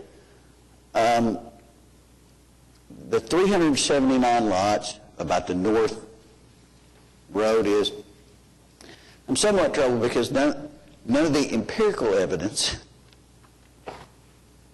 none of the statistical evidence says that we need that entrance. I want it. We want it. I mean, I think it's needed. Unfortunately,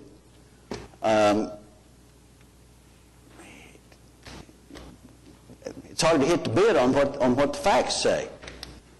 I mean, if you were weighing this on purely a fact situation, you'd say there's no facts to support the need for the road at 379. Mike, you're absolutely right. Stuart has told us. Yeah. The traffic study does not require it. Brian's told us that. A revised traffic study after 150th is improved and after Portland's improved will not require it. Right. Well, we fully realize that.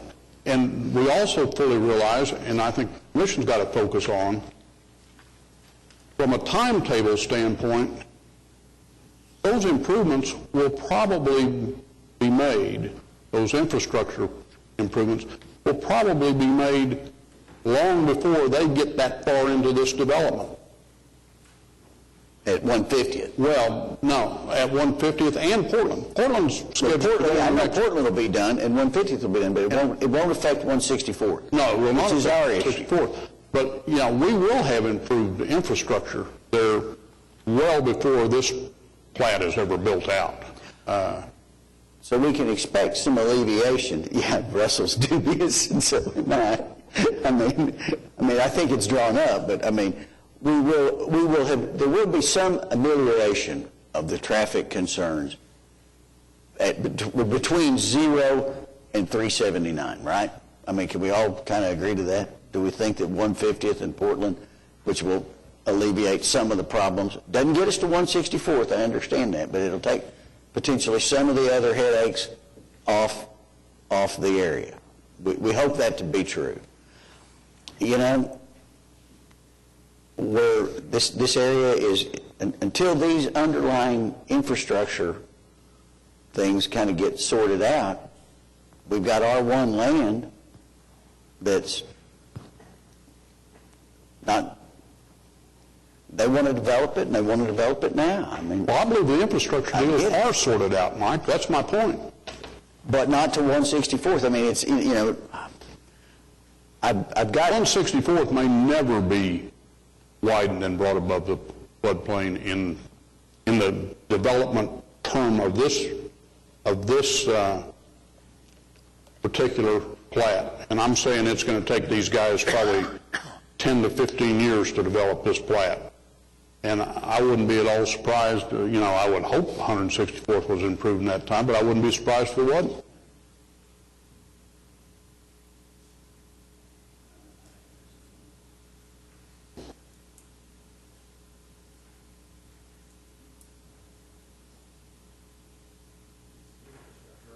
Structure argument again. No, it's not.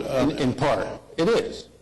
Because, we've got a problem at 164th Street. I think the street needs to go through. I think it needs to go through early because I think these folks need a way in and out and to get to the school. Well, it's a practical question rather than a statistical question. It's a practical, common sense question. It's also, you say infrastructure, I say connectivity, because the infrastructure, when I look at this plat and I think of infrastructure, I'm thinking of the improvements on 150th and Portland. And my assumption, which I believe is correct, is those will be done by the time this plat is well along in its development cycle. That from that infrastructure standpoint, I'm not concerned. If you want to say the road to 164th is infrastructure, yes, then I'm concerned with infrastructure. And to me, it's a major deal. Well, and I think we've got another issue too, which is once the people live in here, how do they get in and out and around? I mean, their quality of life as well as the quality of life of people around them. Well, and Our concern. that goes back to our connectivity policy. Right. Well, I'll just say this. It's, yes, I hear that problem, but I drive 150th on a regular basis from MacArthur to Penn. And the poor quality of 150th has not slowed down development, especially in the area from Portland back east all the way to Penn. And I look, I mean, if we're going to wait for 150th to get fixed, we sure haven't before. No, Mike, we're not waiting for it. That's, my point is, it's going to happen before these guys get very far down the road. It's scheduled. It will happen. You know, we're talking about a preliminary plat here. It's going to take literally years for them to get to 379.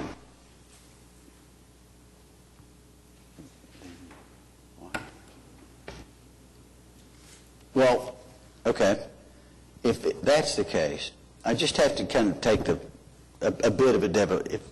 Then why do we have the artificial barrier at 379 if it is in fact not supported by any fact for this road to go in at all? Why isn't it in day one? Well, I mean, if you were getting confused, I mean, not confused, it seems to be kind of a line that's been imaginarily drawn in the sand as a matter of compromise. I understand. Mike, go back to when we first saw it, when there was a dotted line drawn up there that said, oh, future easement for a road. At that point, we said, hey, we need a road up there. That's when the discussion, that's before any traffic studies. We said, we need a road. They said, okay, we'll draw a road.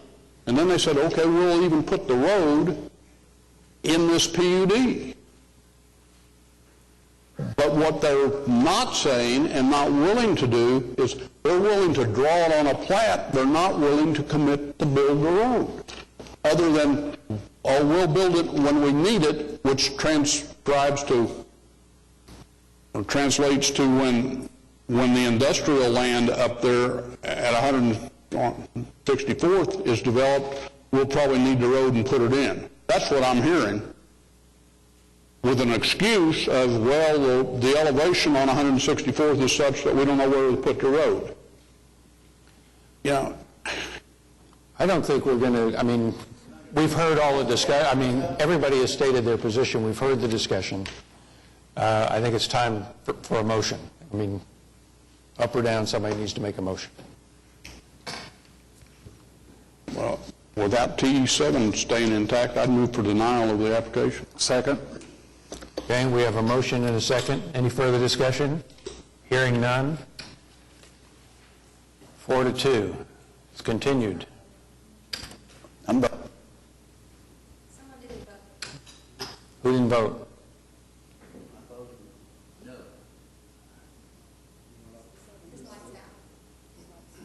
Your hands.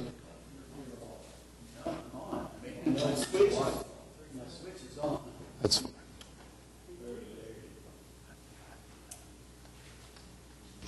7-3. 4-3. What am I saying? 7? There were 7 votes altogether. Okay. There's not a vote.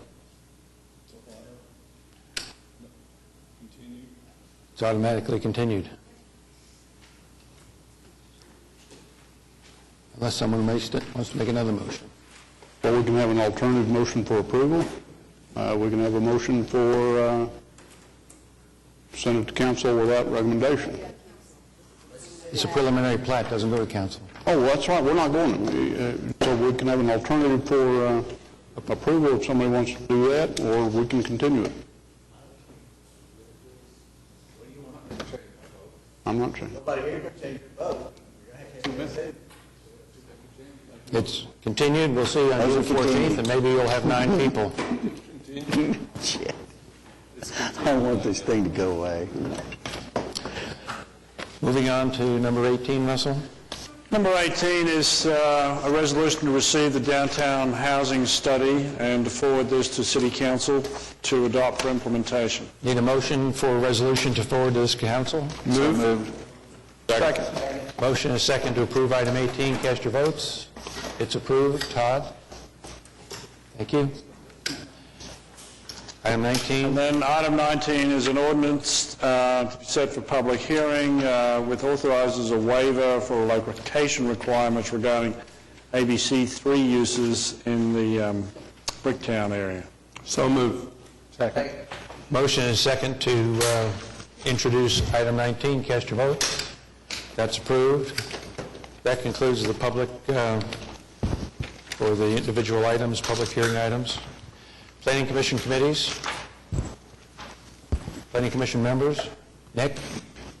I'd just say we're coming up on a holiday weekend, a Memorial Day weekend, and you've all heard the old cliche of saying freedom's not free. No, it's not. It's been paid for by the United States military. Might keep that in mind for the weekend, and maybe now it's time that we start paying for some of it. Okay. Anyone else? Planning Department? Have anything today? Good. Development Services? Municipal Council? Motion to adjourn? And we're adjourned. So much for short meeting. Yes.